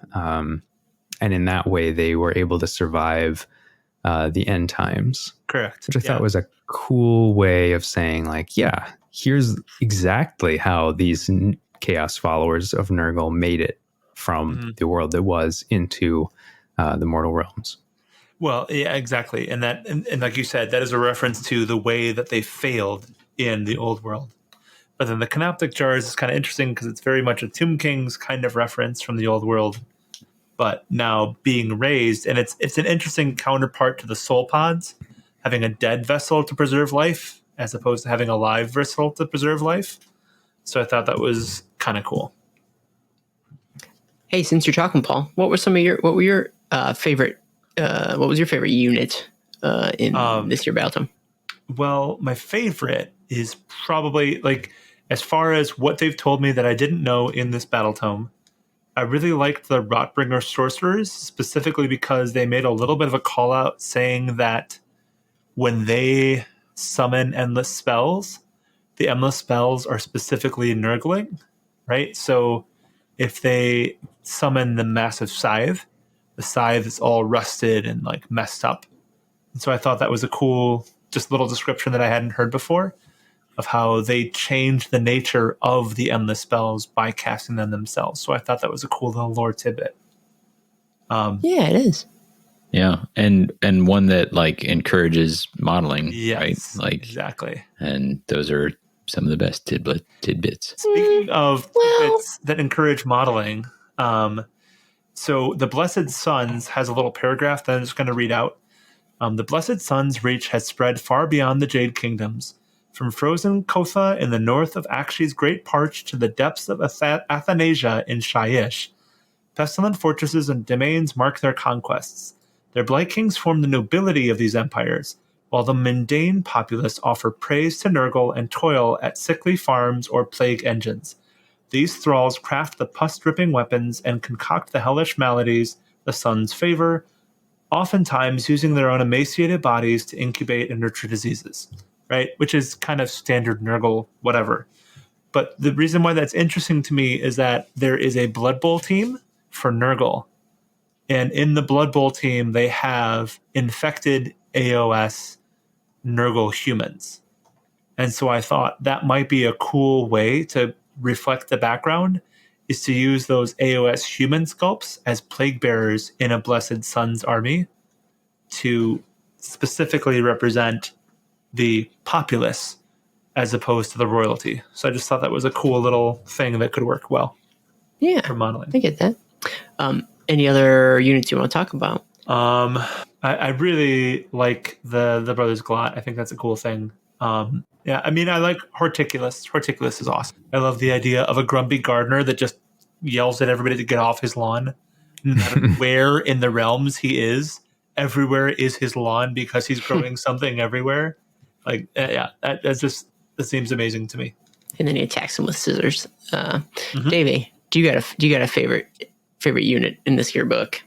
Yeah, I like anything joyful. So the Nurglings are super fun. And to that extent, Morbidex Twiceborn, who is one of the Maggoth lords that looks a whole lot like a Nurgling. I believe he supports Nurglings with his rules and such and all that sort of thing. There's a cool blurb in there about, so he was disfigured by Tzeentch is his sort of inciting incident. And he declared well, I'm going to go pledge myself to whoever is going to hate on Tzeentch, and ended up falling under a big pile of Nurglings, and they were asking him riddles, and as he got each one wrong, he would become more like a Nurgling. So that's fun. But just like all the happy stuff, just because it's a fun change from what we often see with Chaos. So Sloppity Bile Piper is prancing around. I can't see him without thinking Safety Dance playing in the background. And the Beasts of Nurgle and the Great Unclean One. So that's the kind of the cluster that I like, are the jovial, cheerful, friendly Nurgle units. Is there any other faction or army in the game that embodies joy like Nurgle does? I can't think. I mean, maybe sometimes some of the goblins are at least ecstatic, possibly, but I'm trying. There's no happiness is not a feeling that you get in the mortal realms, at least as expressed in the model range. I can't think of anything else. I mean, greenskins, right? Like the joy of battle true. Or whatever, but that's about as close that I can think of off the top of my head. Or maybe not right on. Maybe there needs to be more joy. Yeah, I guess that, I'm seeing Slaanesh here too, that gets a little, there's ecstasy involved there as well. Anyways. Yeah. But pure joy, just happiness. Yeah. We don't really get that in the war game, surprisingly enough. Yeah. Funny. So surprising. I did think it was interesting. This was something I didn't know before, but mentioning that the Hounds of Nurgle, that's not what they're called. Beasts of Nurgle. Beasts of Nurgle. That despondent beasts of Nurgle that have been rejected by their quote unquote playthings too many times, go back to the garden and then pout and get covered in flies and then become the plague flies. Yeah. That was in there before, but it's a super awesome.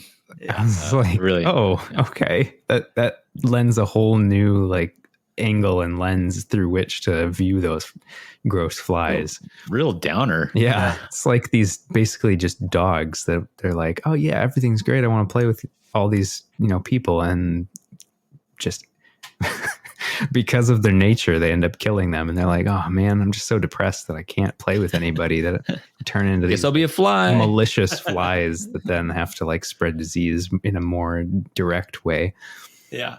Plus the whole, like, I am so depressed that I'm going to form a cocoon and spawn into a more depressing animal. Yeah. We've all been there. Yeah. Oh, yeah. It's those Wisconsin winters. All right. So we do have a couple questions about some other units. So back to Ki. They want to know, I know of one Nurgling who became a great unclean one. Is that common for Nurgle, or are most demons just whatever they are forever? And so I bring that up because you just touched on the fact that beasts of Nurgle, they can transform. They start as one thing, they become another. They evolve into these rot flies. Do you guys know what they're talking about in terms of the Nurgling who becomes a great unclean one? I don't know what that is. Off the top of my head, I don't. Nope. I've not heard that story. I feel like it rang as familiar to me, like I'd seen or heard of it somewhere, but then I did a little looking and I couldn't find it, unfortunately. And I did not see it anywhere in this book specifically. Okay. So, Ki, when you hear this, please, to prove that you're listening to this, please reference this Nurgling who turned into a great unclean one, and let us know about which you are talking. I'd love to know more. Explain. Yeah, here's some homework from Aaron. Yeah, please do. It's 90% of your grade. In terms of other transformations that they mention, so the Sloppity Bile Piper, another favorite of Davy's, is actually a plague bearer that is sort of forced into this disease of joviality, where they're not like happy pipers that go about like playing these songs because they just like to. They're specifically infected with a disease that makes them and everyone around them like dance until their bones shatter, I think is what I remember reading. And that when they fail, like their punishment is that they're then transformed into the next Sloppity Bile Piper's pipes and hat, because he's wearing like a jester's cap and stuff. So some pretty morbid but interesting transformations. His little puppet thing, because in his hand he's got like a little head on a stick, and that's from the previous one. So I found the Nurgling that become a great unclean one. Lay it on me. It's in 40k, but it's a Kugoth the Plague Father. He was once a Nurgling sitting upon the shoulder of Nurgle. So, all right. Well, that's probably why we hadn't heard about it. 40k reference. Yep. Nope, everything else is completely 40k, but yeah. Gotcha. Another Kit question. It's speaking of, we were kind of talking about plague bearers. They ask, why are plague bearers so unfun? ? Especially because we're talking about how fun everybody else is. And my answer to that is, if you were killed by Nurgle's rot, you'd be unfun too. Because apparently all plague bearers are folks who were killed by a particular plague, which is to say Nurgle's rot, and transforms them into plague bearers, I guess, when they perish. And they're always counting. And they're counting how many diseases they've spread, how many enemies they've slain, how many steps they've taken. I don't know. They're counting everything. And to that end, everybody knows that math is the most unfun subject in school. And so, again, that's why they're not a hit at parties. Well, Aaron, I don't think we got your favorite units, but I'm presuming that it is Plague Bearers and Epidemius, mostly because if there was any units in this book that were down with spreadsheets, I think it was these ones. I'm smiling and nodding. Yeah, no, actually, I do. I mean, I like the fun aspect of it. So, I mean, that's my real answer. But there's something to being the pushing up the glasses, actually downer in the party that is the Talibans of Nurgle. So yeah, I mean, I think these guys are like unfun because they are tasked with like keeping track of how many people die from each disease, and like they're the ones assigned data entry, and not only that, they're assigned data entry while their bosses are the great unclean ones who are like happy-go-lucky,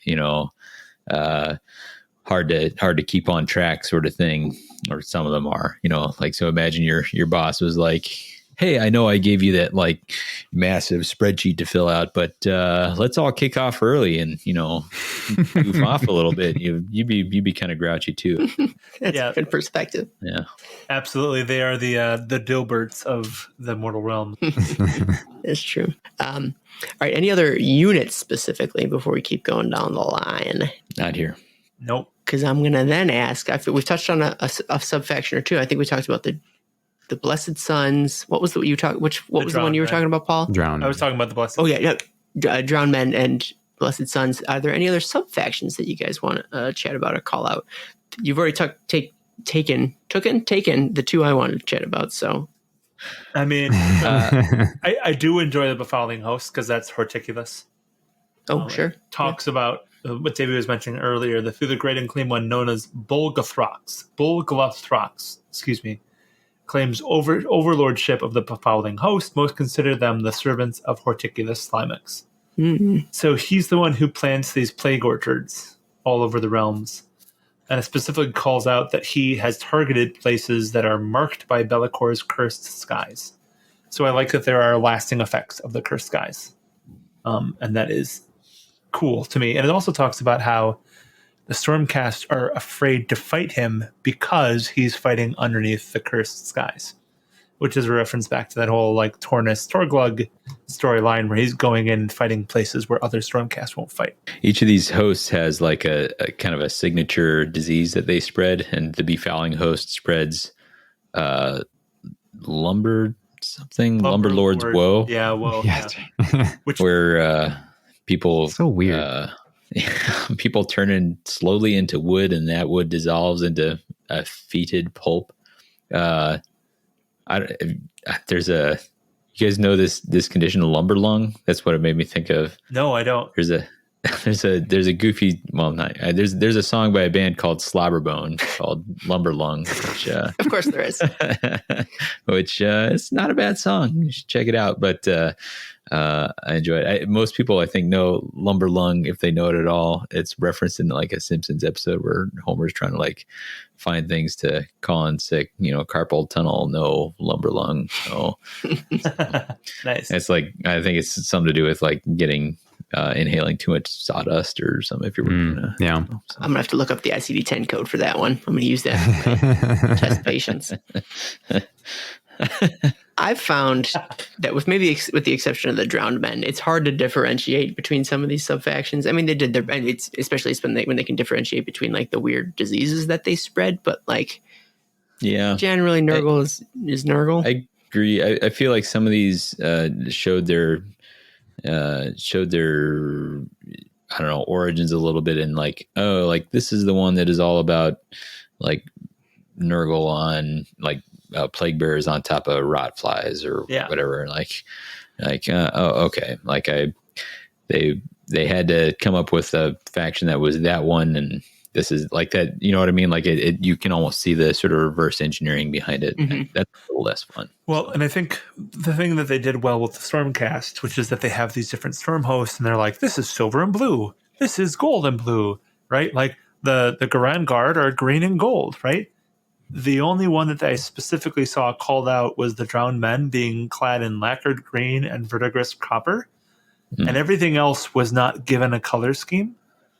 And so I think that was something that was harder to differentiate between the difference, because it was like, oh, well, this unit is super prevalent, which is kind of interesting. But when it's not led by a character and there's no different color scheme, it's kind of hard to parse those differences out, right?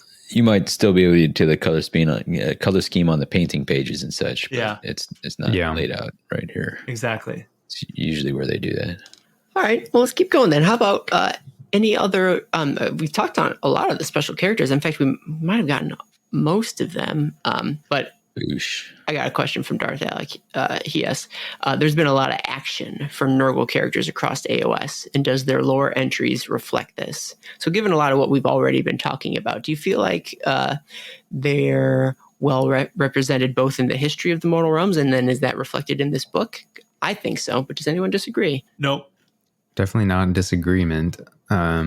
definitely think that they are mentioned specifically, and in all of their individual entries, there's usually a blurb about like what it is they're currently up to, which is nice to know that they weren't like just, hey, here's this thing that exists and we're not going to tell you what their jam is. It's like, hey, here's this person, here's where they came from, how they exist, and then, hey, this is what they're currently doing. Just even if it's like a sentence, it's enough that you know that they exist in the story and that they matter. Yeah. Well, they've changed since the last Battletome too, Right. which is cool. I really appreciated that. Yeah, I agree. Do you guys have any other characters you want to talk about or updates in this book that are worth mentioning? I think we kind of covered them with the 3.0, 2.0, 1.0 thing, at least to my mind, what I remembered was. Yeah, by and large. I think one guy who left out was Festus the Leech Lord. He's just important because one of the main, I think it's the Filth Bringers, which is the Contagium, the mortal organization that is led by magic users, led by casters, which is unusual for them.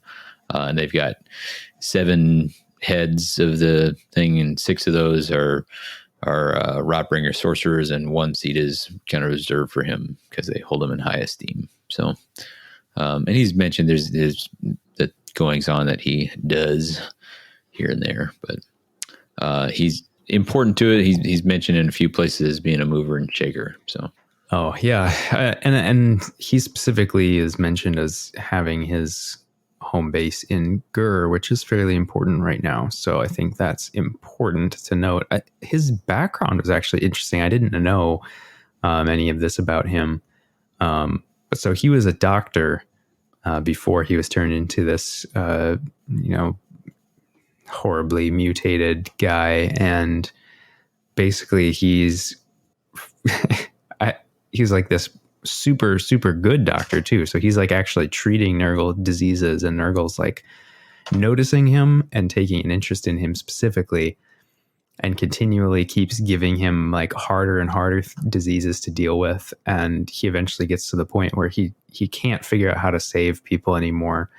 And he gets to the point where he's like so broken that he makes this desperate deal to say, okay, I want to know the secrets of all diseases, presumably so that he can cure them all. But Nurgle, since he's been the one tormenting him, is like, yeah, okay, absolutely. And no then problemo. Gives him his gifts so that he understands all diseases, but then of course completely breaks him. And he then, turns into this monster of who he once was, where now his whole deal is to spread these ever more virulent diseases rather than curing them. Yeah, it's actually super tragic. It's the opposite of Nagash, where he took people who, were, what's the word? Were just like petty and etc. Right? And were doctors and made them into the Mirrormorn Banshees, as opposed to here where like literally all he's trying to do is save people, and it just ended up being the thing that drove him crazy. I was going to ask if this guy was still resin, but he is. Aside. I think. Yep, yeah, I have him. Very old character. There's a lot of breath for him to be resculpted, but no, Mengel has actually done awesome. In a Gardas pose. Great. Oh man, just like spreading disease in the crater. Oh man. Well, Gardas was also a healer, right? It's interesting how one went one way and one went the other. Yeah. Interesting. Another question from Ke, and this is going to be a fun one because his question starts with, I know this is a Tuesday night, so I don't know if this is too late. Ke, I'm always watching. I'm always listening, and it is never too late. You just submitted this mere minutes, actually more like mere hours ago, but here we go. He wants to know, but which Nurgle characters do you think will drive their story forward over the next year or two? So we've talked about a bunch of characters up above. Do you guys have a feeling in your bones about which of these characters are going to be important in the near future? I think our low key scry has been Bloab. If we think Hammerhall Gyra is a thing, I agree. That's my answer. Yeah, I'm actually going to go with Gutrot, since he's mentioned doing the skies thing, and I think there's a lot of ability to to do some other skyships besides just the KO. They talked about Grot, they've talked about Orc, they've talked about Nurgle now. Like, there's a lot that they could do with that. So I think that might be somewhere that they're going to go forward with. That'd be kind of cool. Yeah, that would be cool. All right, so we reached the end of sort of the standardized topics. Do you guys have any other points of interest that you want to bring up? The sky's the limit. Doors are blown wide open. Hit me with them. I'm going to quote Phil and say Nurgle's gross. Yep. Nurgle is gross. For sure. Tim. Because if you guys don't have any more, we just got just a couple more listener questions. Indulge me. All right, Aaron, great. So we don't have a choice, man. we are you by being here. Come on, strapped in, buckled up, ready to go. We're getting so close. It's the home stretch, guys. Here he goes. Kim, he's on a roll. He can't stop. He's got so many questions, and I'm here to answer them. He wants to know: are the Maggotkin actually more good guys than most of the good guys? I think what he's asking is are these a better good guys faction than what we consider the good guys in the moral realms of like the Order Grand Alliance? What do you think? If we're talking about Order of the Fly, I would say yes. Oh, anything else? We weren't, but I am would now. Say no. I'm going to push you to explain what you mean by that. So the Order of the Fly are specifically actual knights, but devoted to Nurgle. So they have a code of conduct, and they defend the people that are under them, and they owe allegiance to the Lady of Cankerwall, and they're probably the most moral characters that we have seen in all of Age of Sigmar. Because I perfectly wait, I just went to all right, I triggered Davy. Sorry about that. Walk that back. They are some of the most clear-cut, understandable, predictable characters that we've seen in Age of Sigmar, which I think makes them very much good guys. Because you understand who they are, even if they're acting for a bad purpose, right? You can understand it. That's in no definition a good guy. I was just gonna say, I was like, I don't think your definition and my definition of good guy are the same. At the same time, well, I mean, I had to walk back from what Davy said, which is fair, but they are in service to their serfs, right? They view themselves as actual knights. Yeah. View themselves as good people trying to live a good purpose, and they have a code of honor. And we don't really have that for most other races. Yeah, but so are the flesh eater courts, right? Sure. Are they good guys? I could see that. You okay, so I've convinced you. They're good guys. No, I could see that I could see that they could be viewed as good guys. I think the whole wanton actual dismemberment and eating of other people seems to go against their favor, right? What about the wanton spreading of disease and that's not despair? I mean, I don't nothing wrong with that. Specifically, what their intent is, but I could see that as well. Something like if we're talking intent, then flesh eater courts all the way, right? Like that's true because they're crazy. Yeah. So yeah. They don't even know what they're doing. I mean, I wouldn't say anybody who follows any of the Chaos Gods can be seen as good guys in the traditional sense. You're actively destroying people. I will say this. This is what Kid is probably getting at here, and that is that it is cool to have a it's easy to say this bad guy is Skeletor. They want to rule the world or destroy the world or whatever, some totally unrelatable motivations.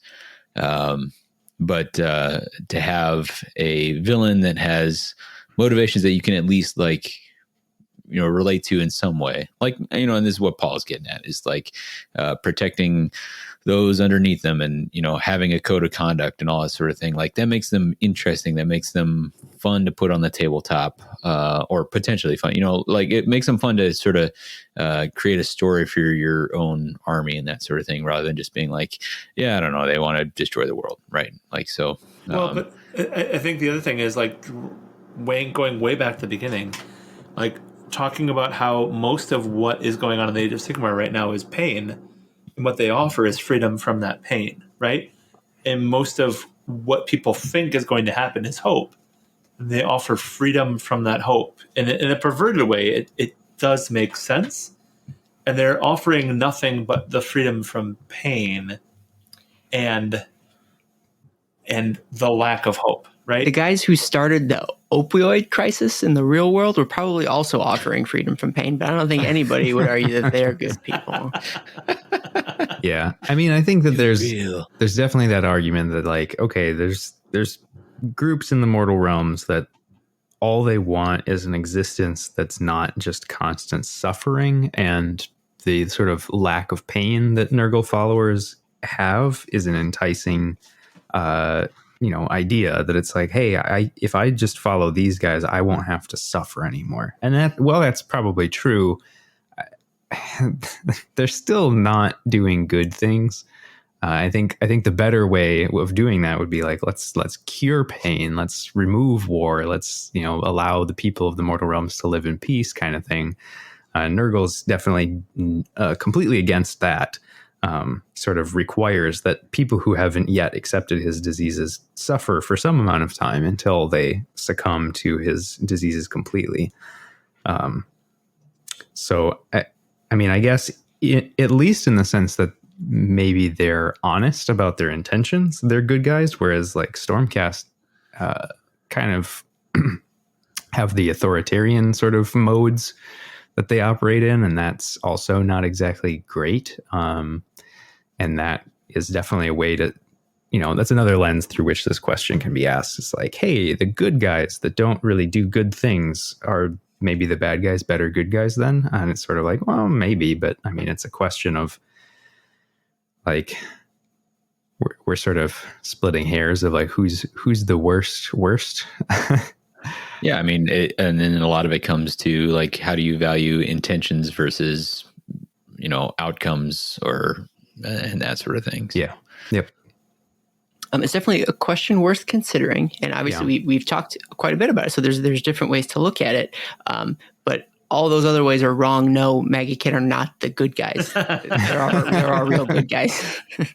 Yeah, I mean, I think cities of Sigmar are probably like the most good guys, right? Like they want to build what we would consider as like normal civilizations that exist with laws and are free of pain and suffering, right? Like, and they're never going to just commit mass genocide and be like, well, had to wash our hands of these ones. One person had a disease that we didn't like or whatever. I mean, they are. Yeah, they're not going to commit genocide to humans. Well, okay, they're going to scour Azir. Yeah, but in Broken Realms, right? They had genocide of elves in Excelsis, and I think that's part of what Key is getting at too, is that even in Cities of Sigmar, they have this rivalry between those from Azir and those of the Reclaimed. And there are these divides, even in the good races, right? Right. So I think it's a fair question. No one's perfectly good. No one's perfectly evil, except for those who are perfectly evil. Darth Alec has another question. I didn't count. Maybe Kid had more questions than Darth Alec, but it's too late to say. Man. But yes, is there a direction for Nurgle going forward indicated by this book in terms of lore? So I feel like that's a wrap-up question that we always ask at the end of these battle tomes, is just generally, is there a direction for Nurgle going forward? Do you guys get a sense of vector for Nurgle here?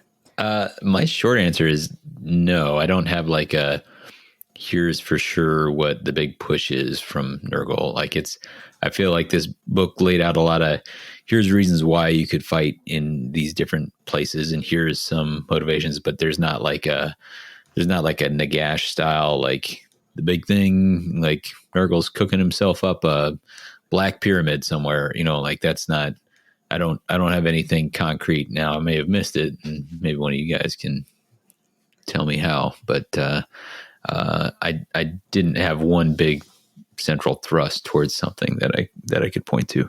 I would say that there is a direction for Nurgle, and the direction is in not ascending, right? Nurgle has been in ascension, specifically in Giron, and with this cycle of life, they are not ascending anymore. I feel like they are starting to retract, and that will leave space for other chaos gods to fill the void, right? So perhaps Slaanesh or something else.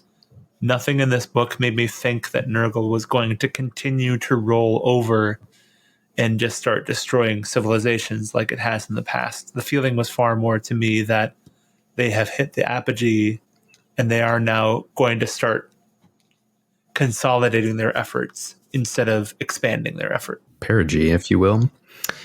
Yeah, I agree. I think that they are not like there's a bunch of little like potential jumping off points that they sort of mention.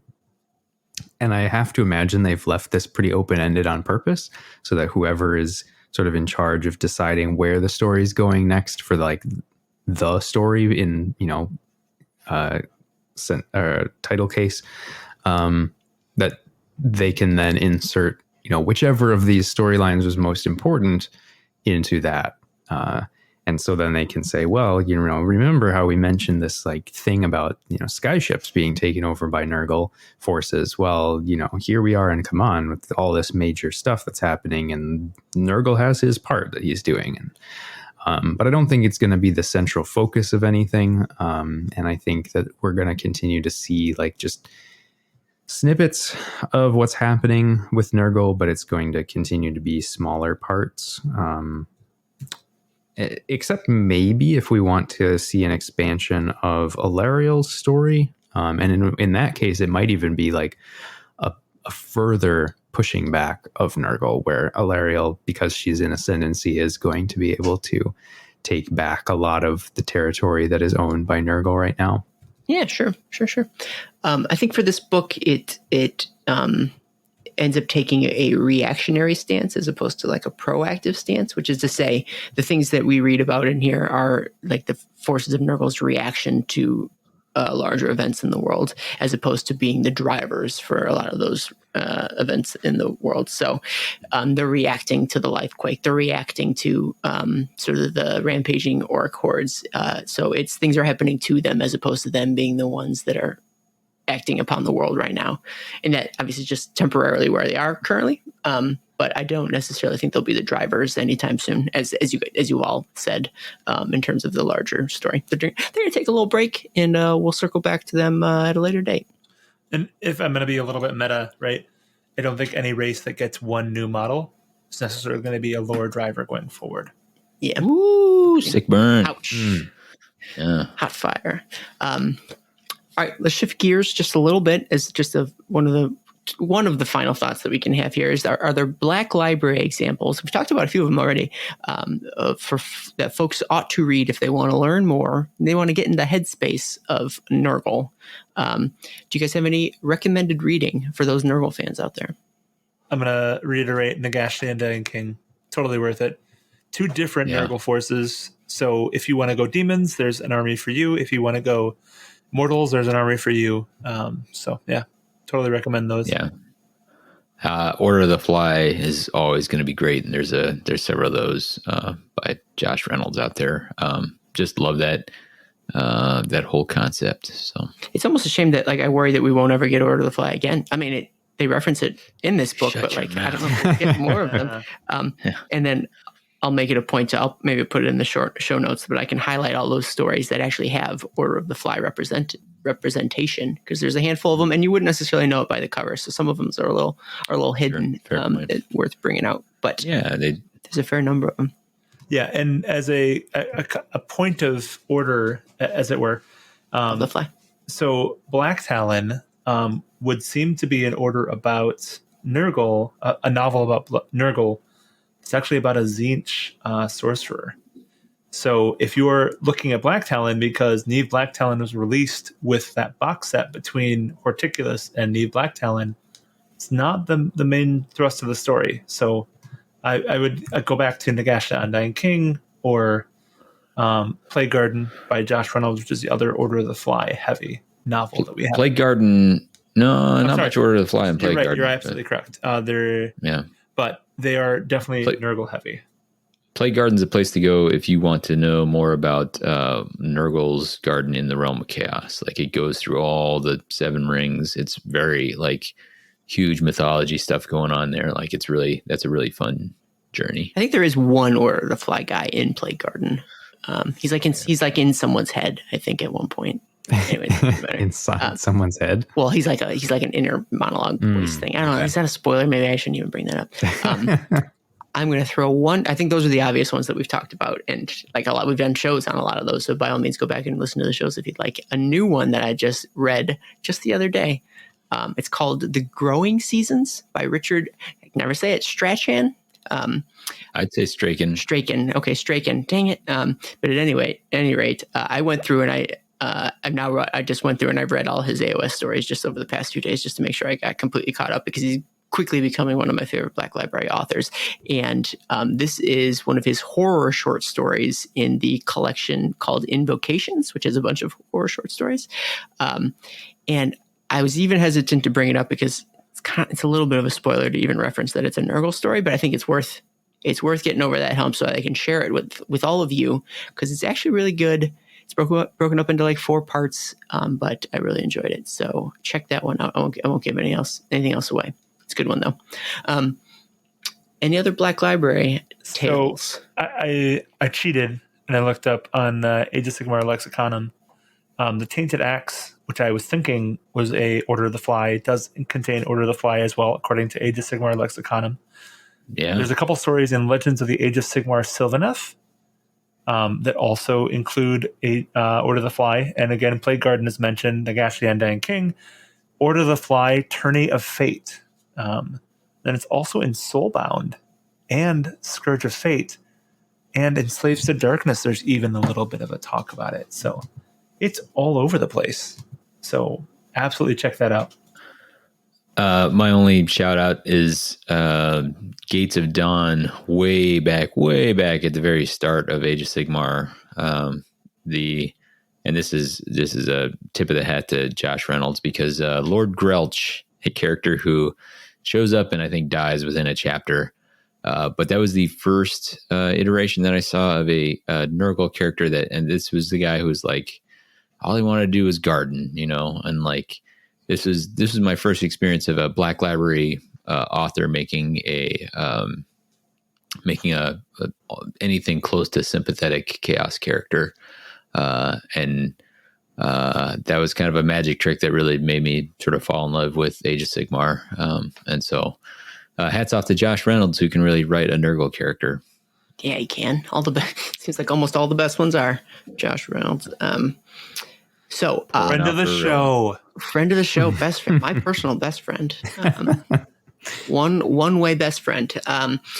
So let's close her out with our final thoughts. If there's anything left lingering, I want to hear about it, and then give it a rating if you want to. You don't have to. I will be bold and say that the Blight Kings and their sculpts right now, especially their Puscoil Blight Lords, and when we got to the Brothers Glot, they have some of the, like, if you just do a mortal Nurgle army, it's one of the most beautiful races we have in Age of Sigmar. As far as painting, like, they're so fun to paint. They're such gorgeous models, even though they're filled with disease. I mean, out of the box, like, pretty incredible. Oh my goodness! Like, I like when I saw the first model, which was released in Age of or in Warhammer Fantasy, which I think is the Lord of Blights. I was blown away, and then they literally just took that and ran with it.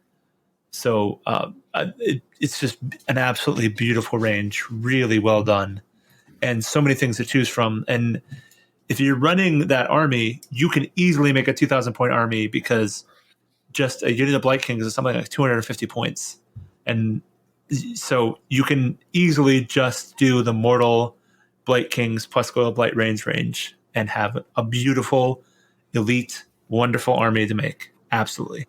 If you're into that kind of thing. Is that your rating of the book?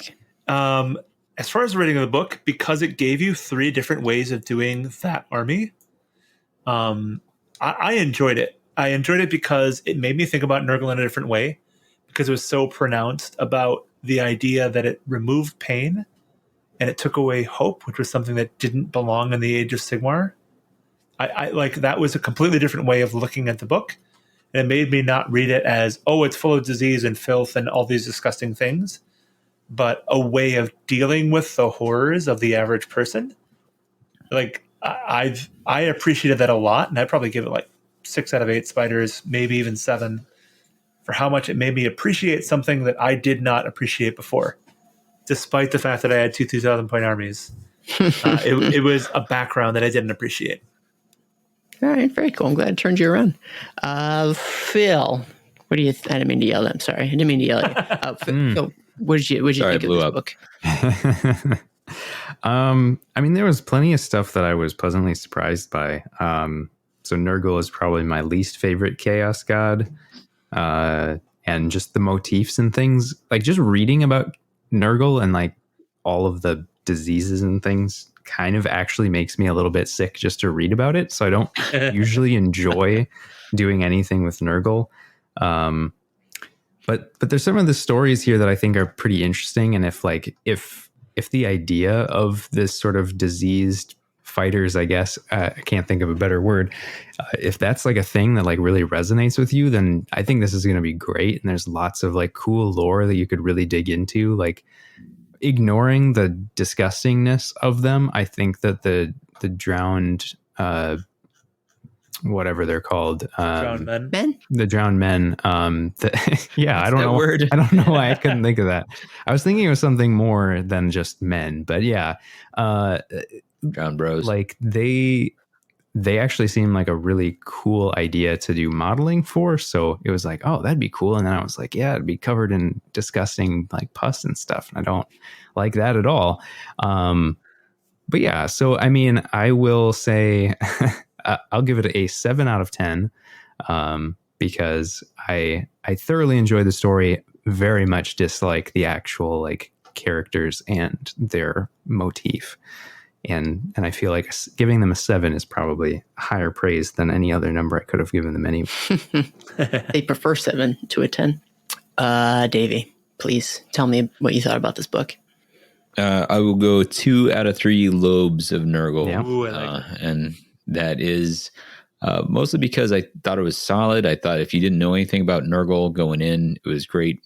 If you've been, like me, reading about plague bears since you were, I don't know, for the last, let's say, 30-ish years, then it's there wasn't anything new. And I know that's kind of an outlier, but I didn't feel like I came away with a lot of like, oh man, I never thought about that before. There's stuff that since Age of Sigmar has been established, and I don't feel like I picked up as much new stuff as would make me really excited about a book.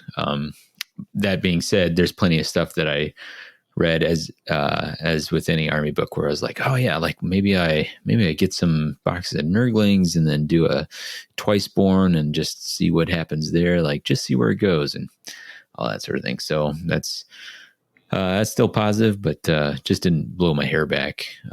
But enjoyable nonetheless. What about you, Aaron? You gonna rate this thing? Well, thank you for that. We left you the 7. There's some pros and cons. I felt sort of just to the, I don't know, structure or like the context of this book. For instance, I never read the first. So this is the second Maggotkin book, I think, or Battletome. So I never read the first one. So this was my first head first dive into this army, and so because of that, a lot of this stuff was fresh enough. Like you pick up a lot of the history from the Maggotkin from a lot of the other stuff that we read, but this is the first time that like I really doubled down on reading about them specifically, and so because of that, just the freshness of like this first pass, like that earns credit for me. However, at the same time, like this is definitely a stopgap book. This is a way to. This is very much a meta. Catch the army up to AOS 3.0, like rules wise or like format wise. And so because of that, you can't necessarily expect it to come swing in with all that brand new hot stuff. Like they can sprinkle in, hints and just an uplift or like a facelift, I guess, to sort of catch the lore up to present day. But it's never going to be, like I said before, it's never going to be they're not going to be the driver if it's just not their place in the story currently. And so because of that, it's hard to get excited about, again, this stopgap book. But it's not its fault. Like it serves a functional purpose in the game. It's just from a lore perspective, it's not going to get you as excited as, that new army or that army that comes with a brand new series of releases. It's just not that exciting. There will be a time where they get a bigger range. It's just today's not that day. So that's why it's not a 3 out of 3, right? It holds it back a little bit. It's sort of like we had to review because we hadn't done Nurgle before, and we can now check Nurgle off our list, and we'll hold off until something new, exciting comes for them down the line. Whether that's a year from now, whether that's 10 years from now, who's to say? But all in all, talking about the army makes me like the army more. It makes me like the book more. Just sort of getting your guys' opinions, and you can highlight stuff that I hadn't really thought about.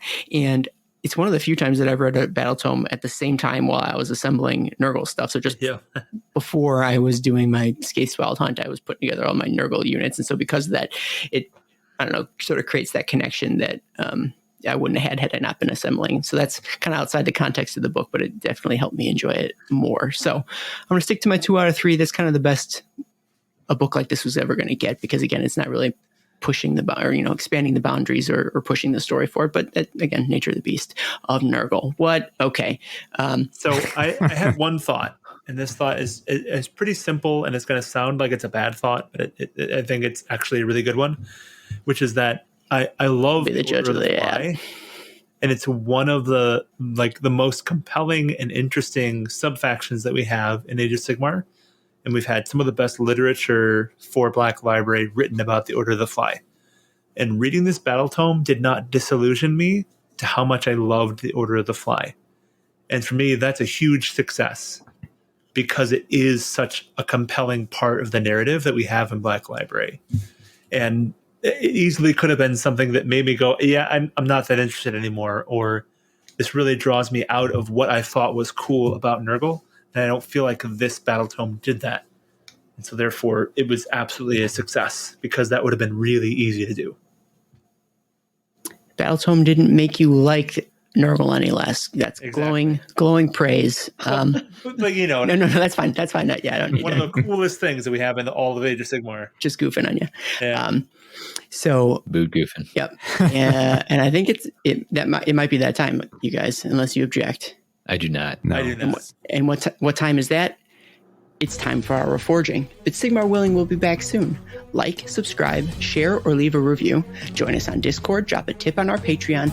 Anything you can do will spread the word of Sigmar farther than we can on our own. Chat with us anytime about your thoughts on Twitter at The Modal Realms. Paul, where can they find you online? At PJ Shard. Phil, where can they find you online? Usually just hanging out in our Discord. What a great place. Just chilling. Yeah. Davey, how about you online? I'm at red_Zeke, or if you want to talk Underworlds, then at WTHcast. Awesome. You can find me on Twitter at DosAsos, and you can find all our Mortal Realms shows and content at www.themortalrealms.com.